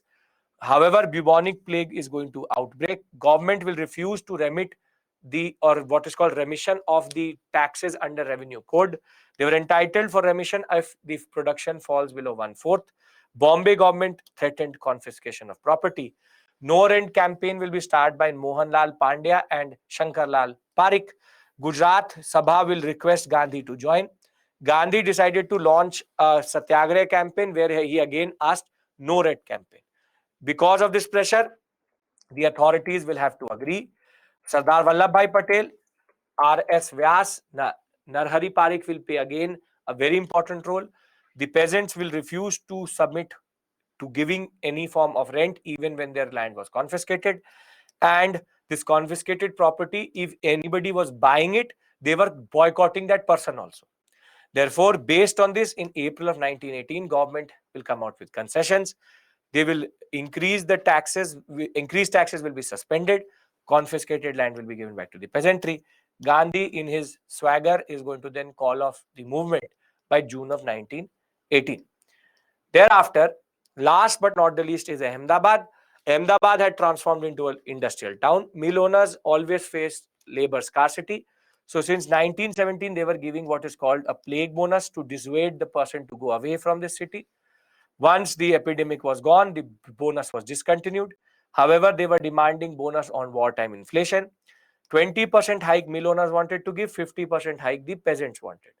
However, rather the workers wanted. However, there was no agreement with regards to that. Ambalal Sarabhai was one of the mill owners, Gandhi's friend. Anasuya Sarabhai, the sister of Ambalal, had great respect for Gandhi. Gandhi proposed that 50% was too much, 35% was enough, and they should organize basic workers' organization meetings. Pamphlets were also distributed. However, when the mill owners will say, this should be 18. When the mill owners will say that we will open it in March of 1918 without any increase to 20% or not even increase to 35%, Gandhi will go on to fast on to death. It will compel the mill owners to start negotiations. Last settlement, 35%. He will call off his fast.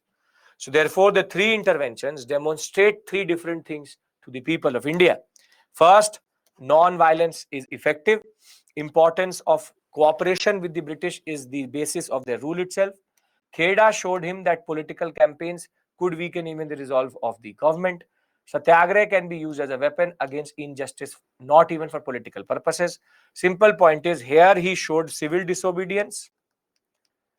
Here he showed civil disobedience and he showed non-cooperation. Here he showed non-cooperation and here he showed fast. Right? Clear, everybody? So if all of this is clear, we'll just summarize his approach in the first 2 to 3 years. Are we clear? Yes or no? Yes? Okay. So what was Gandhi's approach? And tomorrow we start the Gandhian phase of our Indian nationalism. But what was Gandhi's approach? Considered Gopal Krishna Gokhale as his political guru, that everybody knows that he was the one who said that do not join anybody, stay independent. Traveled extensively throughout India in 1916 and 17. The most interesting thing is he used religious idioms to mobilize the people. Religious idioms means that he used religious symbolism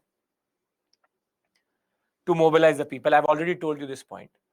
He also said that religious morality can help people rather than history. So he rather said that I will give them truth, spirituality, which is going to be connected more to them rather than giving them lessons out of history. He had no vested interest in the political status quo. He was also ready to shift the power away from the Western educated elites to the hands of the masses. That is why mass nationalism. Further, he had a clear vision of plurality or plural society. This is a very important point. He knew that India was diverse and he knew that diversity should be used in a constructive way. So, pluralistic society means that India has multiple religions, multiple identities, multiple cultures. So, this diversity should be used constructively rather than dividing. So, don't use divide and rule, but unity in diversity. This is the concept of unity in diversity. Ideal of united India. Promised a program that was also spiritually noble, again telling to the people that if you remove the British, you are also get punya from God itself. Swaraj was the political goal. Moderates in the means and extremists in their mentality. So he said that I will also get it through constitutional means, but I'm not going to sit like the moderates hand on hand and wait for something to happen. And he was also able to unite the Hindus and Muslims, as you will see tomorrow, in the non-cooperation movement under Khilafat. So very simply, before I end this session, let's try to summarize what we've done generally. We've understood quite a lot today. We've understood Gandhi, the man, how he got influenced between 1869 and 1893 by the things which he did. Then we tried to understand his South African experience, how South African experience gave him a certain aura, and more than that, it also allowed him to come to India as a winner, and he was also able to develop his concept of Satyagraha. Thereafter, we've now understood the 3 interventions of Gandhi in India and his aura and charisma and his basic approach. So I hope that all of this makes sense to you and there is no issue with regards to these 3 things we've discussed. Gandhi has now put his feet in India and now the British will need to change their approach as much as Indian nationalism will also change in the larger context. No issues? Okay. If there is no issue, we're done for today. Tomorrow, remember, please don't miss it. Tomorrow and day after, 2 very important days. We will start with the August Declaration, as it is called. August Declaration of Montague. Then we'll go to Rowlatt Act. Thereafter, once we've understood the Rowlatt Act, we'll understand Rowlatt Satyagraha. We'll understand Jallianwala Bagh. Again, I will give you a very interesting perspective of Jallianwala Bagh because my own PhD, what we call as coursework, I have done a case study on 2 of these events, Jallianwala Bagh and Lahore conspiracy case, which is Bhagat Singh. We'll discuss Jallianwala Bagh. And then the most important discussion, Montague Chelmsford reform. One of the most important constitutional changes, the concept of hierarchy, legislative decentralization, legislative jurisdictional centralization, decentralization we will discuss, and thereafter non-cooperation movement, and we'll end most probably tomorrow with Chauri Chora. Chauri Chora and the calling off. Thereafter on Friday, we will discuss Swarajist, no changes, Simon Commission, and the concept of Nehru Report, Dominion status, and we'll reach till the Purna Swaraj resolution of 1929. Clear, everybody? Civil disobedience, non-cooperation, we'll see when we'll see what is the difference. Right? Okay. Thank you. Just to give you a snapshot of what we are going to do further, as I said, please, 2 very important days. You can leave if you want to. Thank you. Take care. Bye-bye. And I hope everything you've done today is totally clear in your mind. Okay. See you tomorrow. Viceroy is how to study. I'll tell you, Shivaji. I'll give you the list also tomorrow. Don't worry.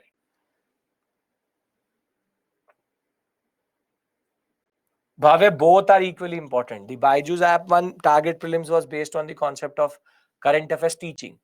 On YouTube, it is evaluating that through questions. Have a very great day. Perfect. Thank you. Thank you. Take care. Bye-bye. Governor General's name in Gandhian phase, I will give you, Rashmi. Don't worry. Tomorrow, same time, 5 o'clock. No, 6 o'clock. Why peasants get obsessed with indigo? They are not obsessed with indigo. They're caught up with indigo.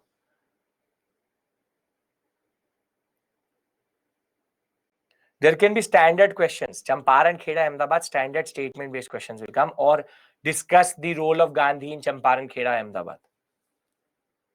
Standard, very standard, straightforward questions. Vanshika, the chronological order is this only: Registration Act, then immigration, then poll tax, and then marriage. I've given it to you in chronological order only. I can't able to make notes from PPT. So you don't have to make notes out of the PPT. The PPT already is in notes faction. Never do that. You're wasting your time that way. I've made the PPTs in notes fashion. Rather, if you have to make notes, you make it out of the books, not out of this.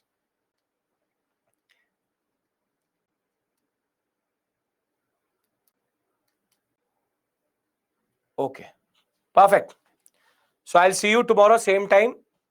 Let's start. Roll it. See you. Bye-bye.